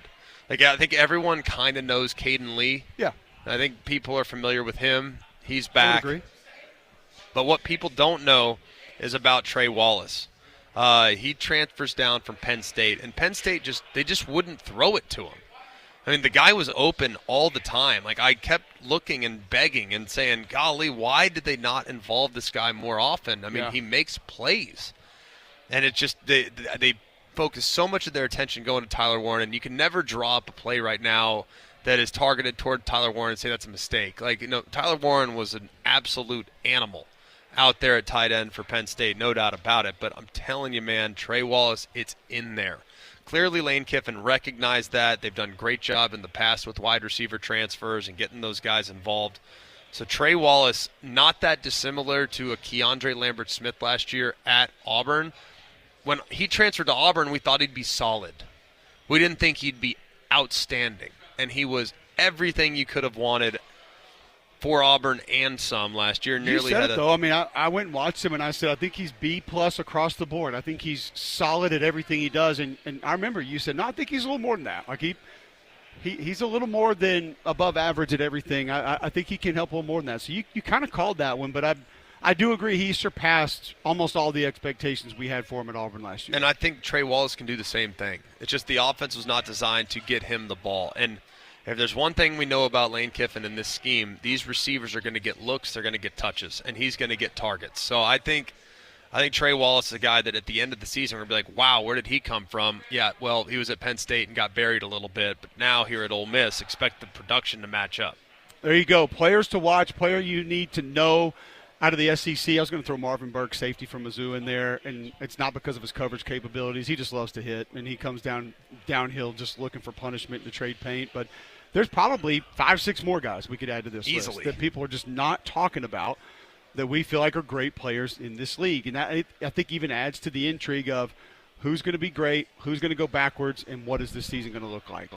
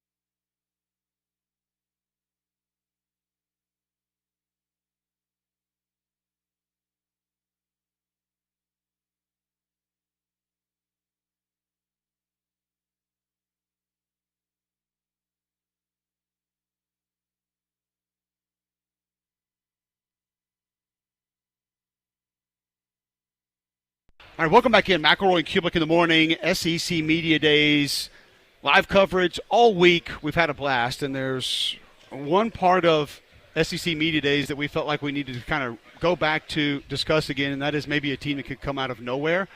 We talk about all the SEC teams all the time, so truly coming out of nowhere I don't think is going to be something that we feel like is feasible or possible. But, Greg, if there were a dark horse, if there were a team that you feel like could kind of sneak up on folks, who would that team be in 2025 for you out of the SEC? You know what's funny? I mean, this could go 8 different ways.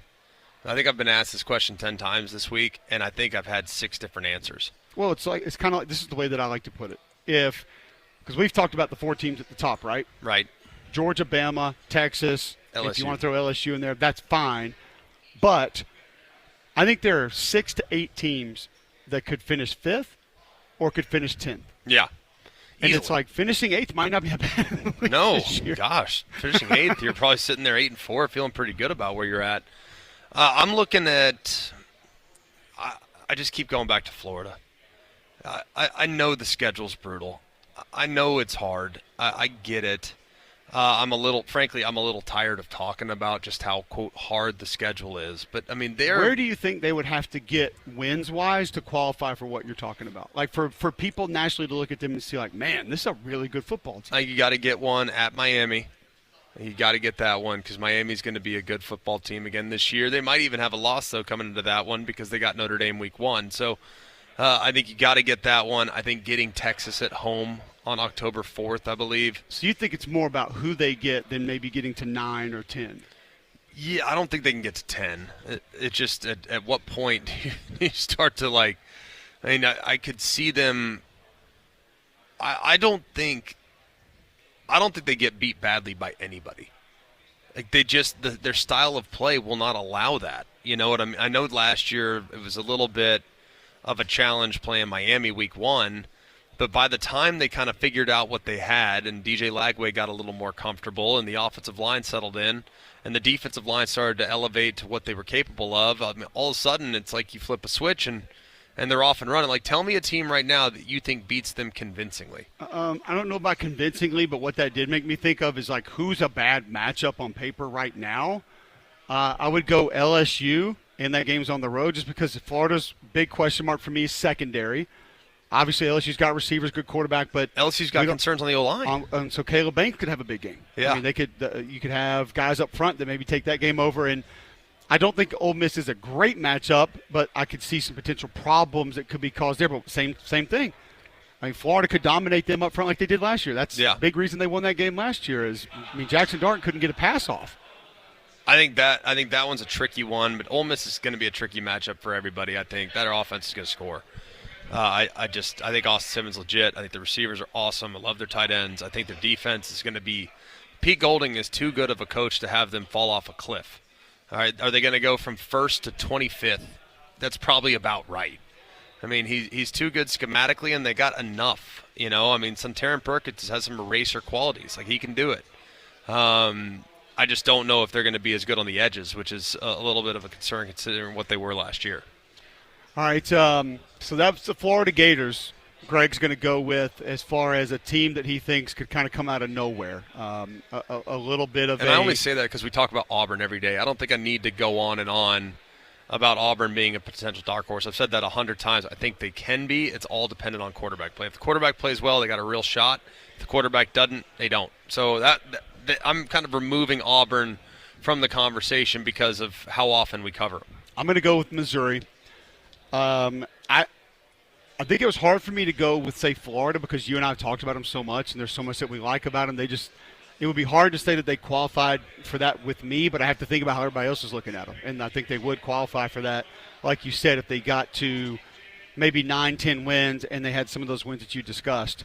I think Missouri's going to be able to run the football. I think with a couple, Caden Greenback, Connor Tolson back up front on that offensive line. We mentioned Brett Norfleet during the course of our coverage here. What he adds at tight end, Ahmad Hardy can get it, man, and he's done it in the stretch zone system. Like, he's run that play.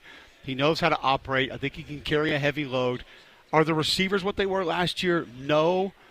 My big question mark's quarterback. I trust Eli Drinkwitz. I trust Kirby Moore. I don't know exactly what they're going to get, Greg, but I do think the defense is a little further ahead than where some people give it credit for. I think they're still going to be disruptive up front.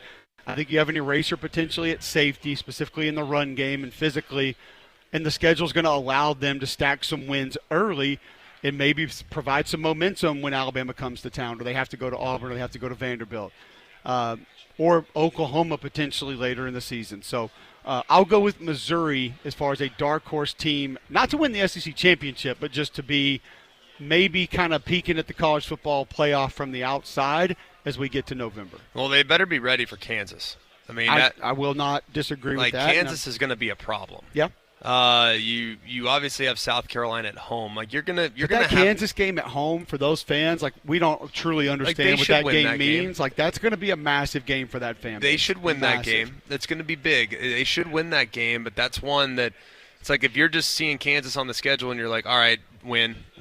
No, you and I know better than that. Be careful. I'm just telling you, Leipold will have something for that one. That one means an awful lot to that program, and having the chance to play an SEC team on the road, that's big for the Big 12. But you're right. I mean, really looking at it, they should probably be at worst 4-1 with Alabama coming to town on October 11th. Yeah. I mean, that should be the absolute worst case scenario, is at 4-11 with Bama coming to town. Now, a couple tough road trips after that at Auburn and Vandy.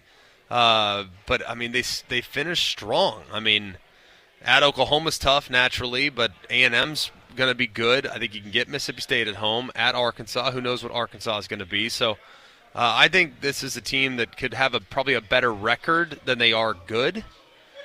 But that doesn't really matter, as we learned last year when it comes to the college football playoff. Right. If your record's 9-3, you're in the mix. And I think 9-3 is within reason. Absolutely. I'm going to take the under on that, but I think it's possible for sure. Zion Young, Chris McClellan. They add Damon Wilson, who could be big time for them off the edge. And then Marvin Burks, as I've mentioned, in the safety. What if Jalen Catalon is part of the guy we've seen before and healthy and playing? There's a lot of ifs there, but maybe he's somebody who helps that Missouri defense. So those are our dark horse teams from the Southeastern Conference. More Media Days coverage coming up next right here on Jox.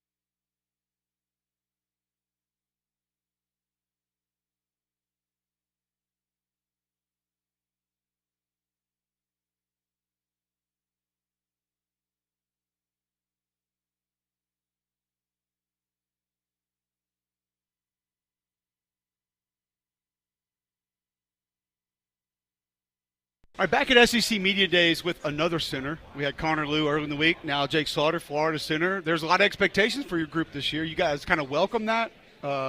Is that a positive, do you feel like, heading into this season? Oh, no doubt. We welcome expectations. We want to go out there and we want to go mix it up and compete with the best of them. It's got to be awesome knowing Billy's philosophy and like how much he puts on y'all's shoulders. You know, I mean, I remember doing the Ole Miss game last year. He goes, "We're going to win it on the line of scrimmage." I go, "Dude, those guys are pretty dang good on D-line." He goes, "We are too." I said, "Oh, I like that."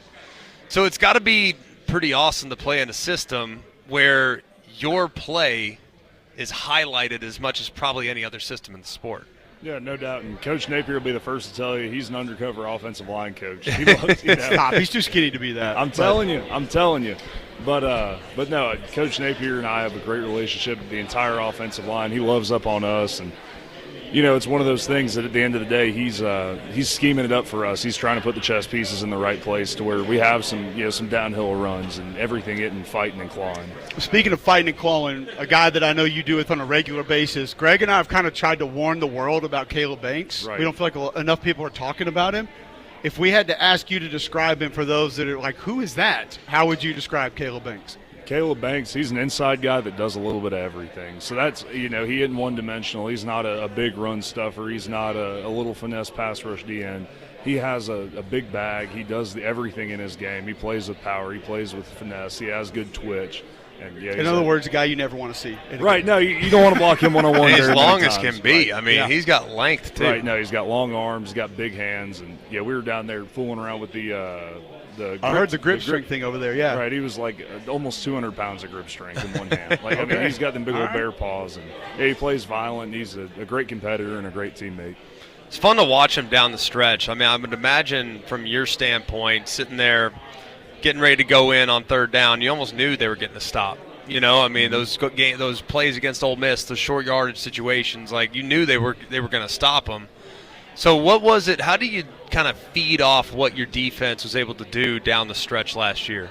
Right. And, y'all are ball players. You understand. You played on offense. You understand what a good defense does in a football game. When your defense is balling, it takes a lot of pressure off of you, and it gets you fired up. Like, dang, those guys are really getting after it. So it's so much fun to play when your defense is really firing all cylinders, or getting pressure on third down. They're stopping the run first and second down. I mean, but that back half of the year was just fun to watch. All right, here's your chance to elevate yourself in the all-SEC voting, because we asked Connor Liu a similar question, and he kind of turned it down. And then when we went off the air, he gave us his real answer, which was great, but it didn't help us at all. Right. Greg and I have fun. You mentioned playing on the offensive side of the ball with coaching things we went through. And listen, I know Rob Sale. He's a friend of mine, so I'll back you up. You're not going to get in trouble here. One thing that I did in college, like maybe the dumbest thing that we ever did, was when we came back in after warm-ups, our offensive line coach would go make us do curls in the corner. He's like, we got to intimidate those D-linemen. Go get yourself a pump. Go get your bump in the corner. What's the dumbest thing Rob has made you guys do that might not really have anything to do with football? Because it's there. It's offensive line. You're going to do some dumb stuff. Like, right. No, and I'm trying to think about we ran the whole script after practice through the shoots one day. Because we had a bad practice. Literally every play that we ran in practice, we had to come do it again through the shoots. Including, like, quick game. So he called 323. It was a play-action pass. Right, yeah. And our offensive lineman that he happened to despise the most looked over. He said, "Hey, coach, that's play-action." And he was like, then he just loses everything. We just need to hear, like, a dumb Rob Sale story. I'm trying to think. Probably because they happen every day is why it's hard to No, I'm not going to say that. Oh, man. While you're thinking, I'll give you one. Right. He was at Bama when I was at Bama. And we nicknamed him the boat, sailboat. So boat, and he didn't know his name was Sailboat until like week 6. So we'd be yelling boat across the field, like, boat, get over here, like McElwain and all those guys calling him boat. And he didn't even realize that was his name. He just never answered to it. So I think it was 2 years ago I was down there, and Billy referenced him as boat, and I was like, I don't know why you're calling him that. 100%, dude. I've never heard that the boat. before. Why? Sailboat. Think about it, like it's like literally a physical sailboat. I got it now. I mean, a boat with sails. Yes. I get it. I've seen that reference in action, and Coach Napier gets him a laugh out of it. Yeah, it's all right, guys. just a hilariously dumb nickname. I mean, boat. All right, here's what we're going to do. We're going to let you think about that, Right. and we'll ask you a couple other questions. Okay. Roman and I had some conversations about Lagway on our Monday night show last year, and Roman went into this. He said, when I watch DJ, he said, I play with a couple great quarterbacks. I play with Cam, I play with Drew Brees, and it's rare for a guy, one individual, to raise everybody else's play. It feels like when they're on the field, everybody else's play goes up. He said, I really do feel like DJ is one of those guys. How would you describe DJ Lagway, and if it's close to that, tell us why? Yeah, I think that's a good way to put it. I think it's just the type of the teammate that he is. He's a great young man. He's a great teammate. He works his tail off. And that's, everybody, they understand he's a special quarterback. Sure. He throws the ball well. He's a good athlete. He's big. He's strong. He's fast. But, the type of teammate he is, the way he takes care of his guys, and ultimately the way he prepares and studies and, he utilizes the classroom part of football. He truly is the ultimate teammate. Yeah. It's fun to watch him, and I also think, too, your receiver group, not that you're hopefully not watching them a lot, but maybe you see it on tape every once in a while in a good, bad, ugly reel, whatever. You can admit you don't watch wide copy. It's okay. I don't watch it either. It's fine. But Greg wastes all his time on wide copy. Okay, but when you're a lineman and you've run 12 plays and you're on the 12-yard line and you see start event, help us understand kind of how the receiver lost off last year's team. How are the new guys? Yeah, physical receiver. Like you're talking about toss crack. I remember in the spring a rep that he had cracking an inside backer. I don't know if he M8'd or if it was just the first guy in his cylinder. But, I was going up to him and wham, right in front of me. I was like, all right, man, let's go. Right hey, there, if that's an MA, we'll take it. We'll take that MA every time. Are you kidding me? You get that linebacker be looking sideways for a couple No doubt. plays. I'm telling you. So no, J. Mike brings a lot. He has the vertical threat. He go get a jump ball. He runs clean routes, and something about our receivers is. I don't know if they want to be seen, but, man, they're always on the jugs machine. They're always getting an extra rep, running this route, this type of break. I'm not a receiver guy, but, I see them working. We get it. Right. Well, at least I get it. Greg Right. doesn't get it, but I get it. Yeah. And then, you talk about a guy like Trey Wilson, who he was dealing with. He had a little bit of an injury bug last year, but, he's super dynamic. You want the ball in his hands a lot. When the ball's in his hands, usually, things are going well. Okay, I've gone out of my way to begin to warn people about Jaden Ball.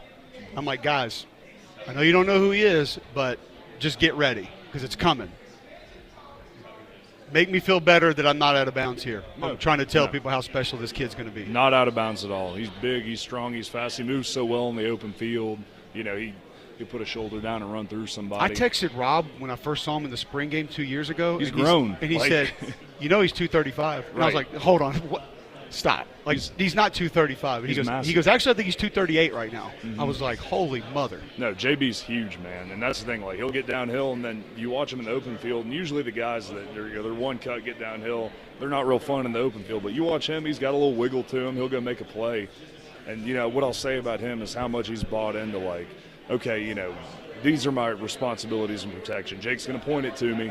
I got this to this to this to this to this. And, Jake's sliding this way. The offensive line's going this way. The left tackle's got here. He's bought in so much of that. Our entire running back room has. It's kind of amazing to me to see centers nowadays. Like, God bless my center in college. I'm having to make every mic point. I'm having to move mic points, plus points. We got a boss Barry streak. Flahos, why don't you? I love William, but William was phenomenal, and he was so good at that. I now see these guys, though, like the quarterbacks never even direct traffic. I mean, they're like it's all picked up for them. I'm like, I'm amazed. How do y'all see the field with as much disguise and walk around with RPO, everything's gray area defensively? Like, I'm kind of amazed at like how y'all are able to see it. Like, what are you looking at first outside of just identifying the front? Oh, odd, even, split, whatever it may be, bare. Outside of identifying the front, like, what are some of the things you like to look at to kind of figure out where pressure might be coming from? Yeah, I think that kind of goes back to just knowing the concepts inside and out. Like, what can hurt me here? Is it nickel cap pressure? Is it is the bandit off the hash? Is the boundary safety off the hash? The safeties give it away sometimes. Backer alignment. Is the backer 4 yards off the ball, or is he 2.5 with demeanor? I think that it's a lot of it just comes with time and reps and knowing what's the worst possible thing that they could do for this play. And then, like I said earlier about our offensive staff and Coach Napier doing a good job of scheming it up for us. Like, if they don't run this pressure against this formation, let's get in this formation and run Until a play. they do. Right, until they do. Yeah, Right, until they do. So they always seem to do it for whatever reason when we're playing them. Like, what the heck? Right. No, exactly. And that's the thing. In-game adjustment. But, I feel really good going into just about every situation that we have in a football game just because of the preparation. And, hey, when we're in this formation, they're probably going to do this, so be ready for it and make your appropriate calls. What's the one play when you get in the huddle, which I know is kind of rare, or come to the line of scrimmage and get the next play that you find yourself wishing it was going to be? Duo. I love running down. Let's just go. duo. What's the difference between duo and inside zone? It's okay. Nobody knows the real answer. It's fine. Duo is power without pullers. It's not hard. It's power without pullers. I don't really. I don't agree with that. It's double teams across the board. Yeah, power without pullers. It's not that difficult. I remember one time. Power is not double teams across the board, though. It's power without pullers. Straight downhill. Well, that's what they say in the install. Maybe for quarterbacks, but no. Yeah. I remember one time I was at the Combine, and James Carpenter, he was our left tackle at Bama, and they looked over. He was sitting there meeting with one team. I was meeting with another team, kind of back to each other. My JC, what's up, big dog? Like, all that stuff. And then he looks over at me. I feel this tap on the shoulder. And he goes, "Hey, Mac, why they call it duo?" I'm like,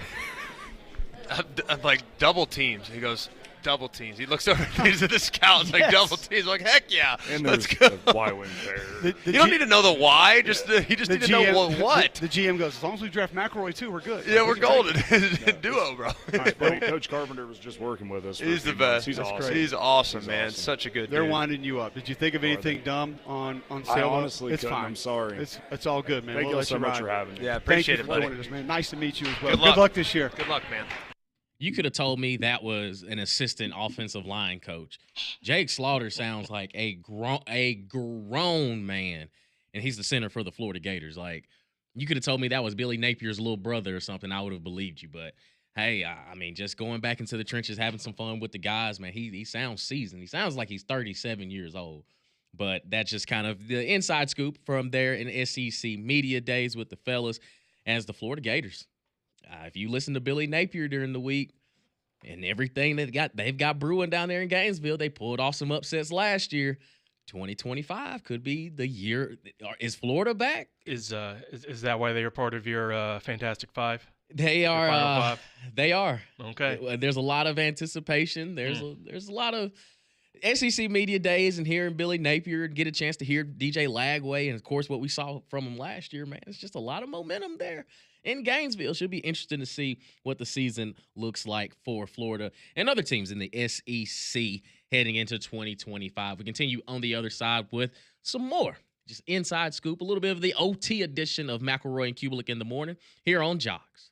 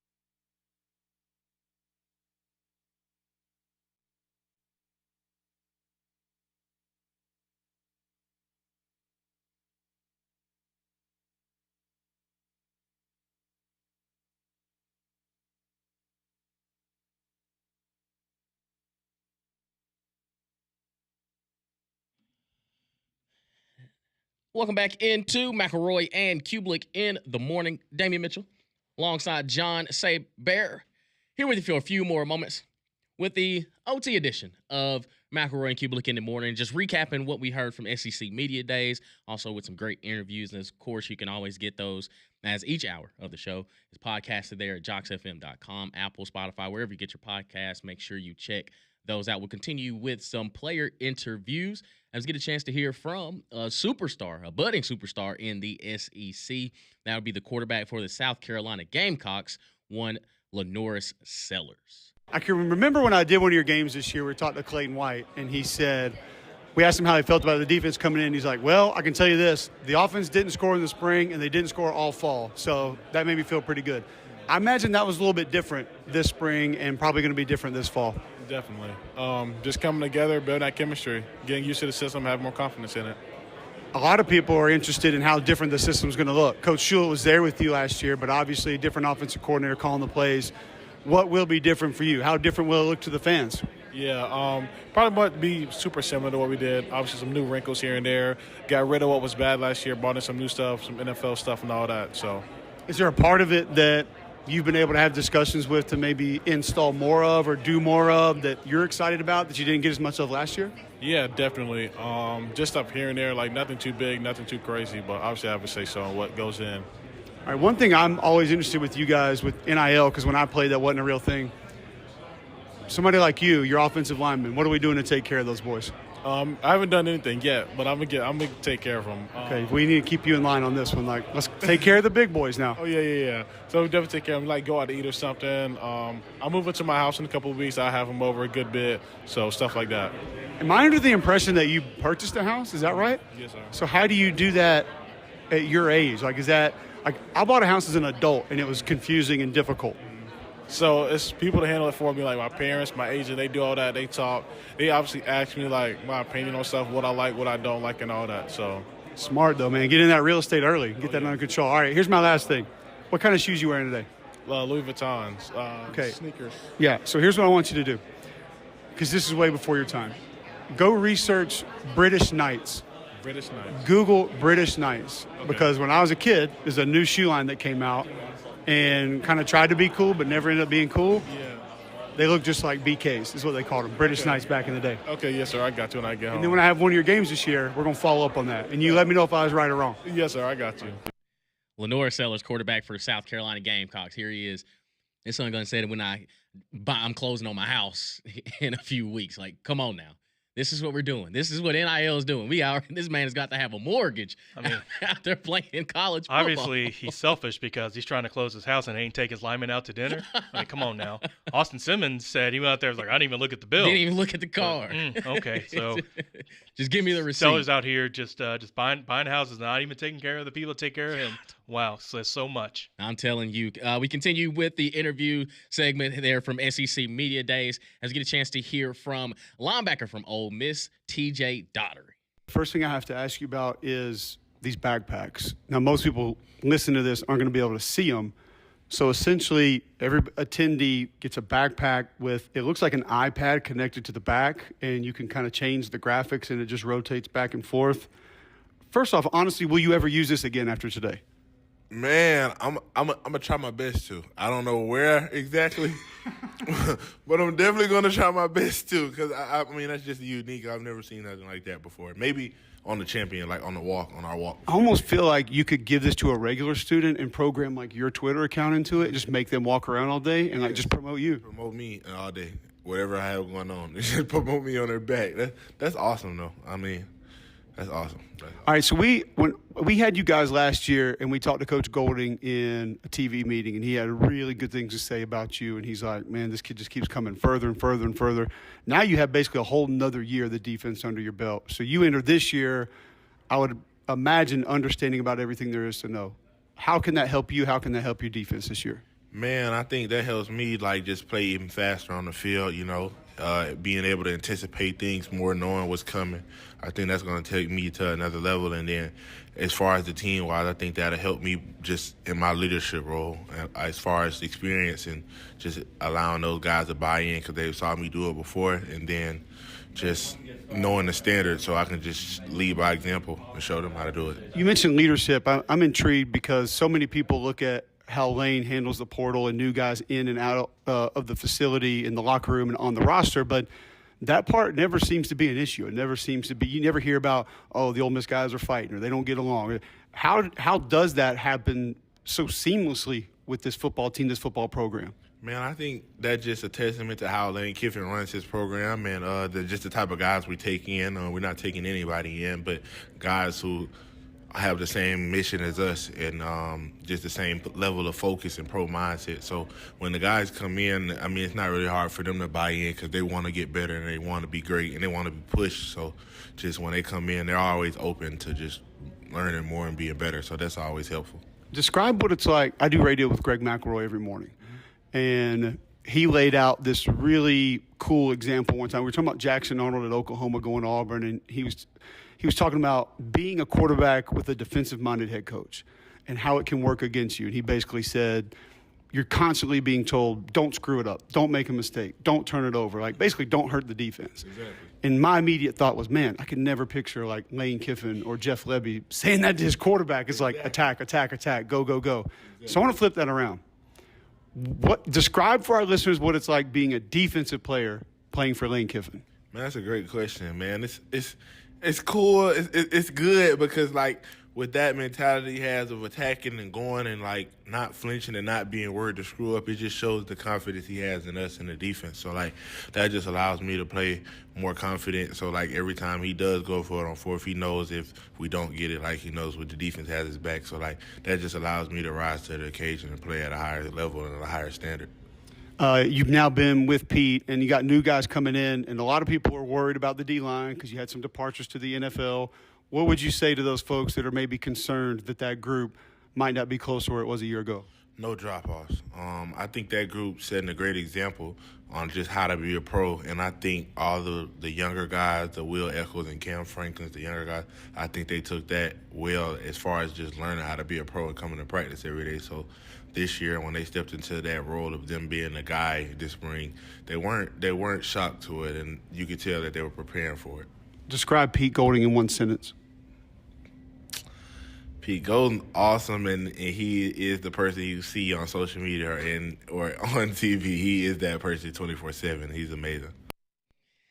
TJ Daugherty there, the linebacker for the Ole Miss Rebels, taking a look at the 2025 season. And, again, just overall today has been fun. And just this whole week with SEC Media Days, some teams kind of – I feel like everybody's on equal footing right now. Everybody's 0-0 going into the season. But you could tell the confidence is there for everybody involved, and we appreciate some of the guys get a chance to kind of let their hair down, talk a little bit, have some fun with Cole and Greg, and have these interviews on the side there at SEC Media Days. But again, like to your point, John, it's the appetizer, and we got the long wait for the entree, which is the regular season in college football. You're sitting with someone that ordered maybe like the big pizza or something. No, normally pepperoni, whatever comes out, it's in about 10, 15 minutes. Okay, that's fine. You had a great appetizer, but someone ordered, I don't know, like steak gorgonzola pizza, and I was like, oh, that's going to be 40-minute wait. And it's like, oh, boy, I didn't think about that. That's okay. You know what? It's going to be worth it, and it's perfectly fine. But also, yeah, it's going to be a wait. It is. But we don't have to wait. We don't have to wait much longer. We will say we're over the hill. We're just hitting that back stretch. We're just getting that back stretch, and I think that you possibly, I don't know, man. I think there's a store that we know here in the state of Alabama, John, that if we want to get comfortable in this wait, where should we go? That place is TD's Fine Furniture. You can find your super sofa or furniture for the entire home at TD's Fine Furniture, where they've extended their 4th of July sale. You'll find markdowns up to 50% throughout the store and pay no interest for 12 months at TD's Fine Furniture in Summerton. Absolutely. Appreciate all the interviews. Appreciate everybody having fun this week. Hope your team has success. I mean, I've narrowed my fandom down to 5 teams in the SEC that I could potentially root for. Yeah, What's your thoughts on that? I've narrowed it down to Tennessee, Florida, Oklahoma, Ole Miss, and Alabama. I don't think you'll be able to stick with it. I think the old you is going to come out at some point. You're going to be that third Saturday in October, no matter what. Even if you pick say Oklahoma, no matter what, you'd be like, oh yeah, I love it. Hype will decide we're doing. It's like, no man, like they're on the schedule. You can't cheer for them at all. So I gotta turn my hater on. I gotta say find a way. Let's just see if it happens because I don't see it. But if I pick Ole Miss, I ain't have to worry about they don't play Tennessee, don't play Alabama, don't play Auburn, and they won't play in the playoffs. So yeah, you can jump back right back on them like January 1. As soon as the Belk Bowl ends, all right, I'm back, son. No, we should be fun, man. We appreciate all y'all listening. 3-man front coming at the top of the hour, the full house. Everybody's back, the full gang. It should be fun from 10 to 2. Keep it locked here on Jox, and we'll see you Monday. We'll talk to you Monday live at 7 a.m. on Jox.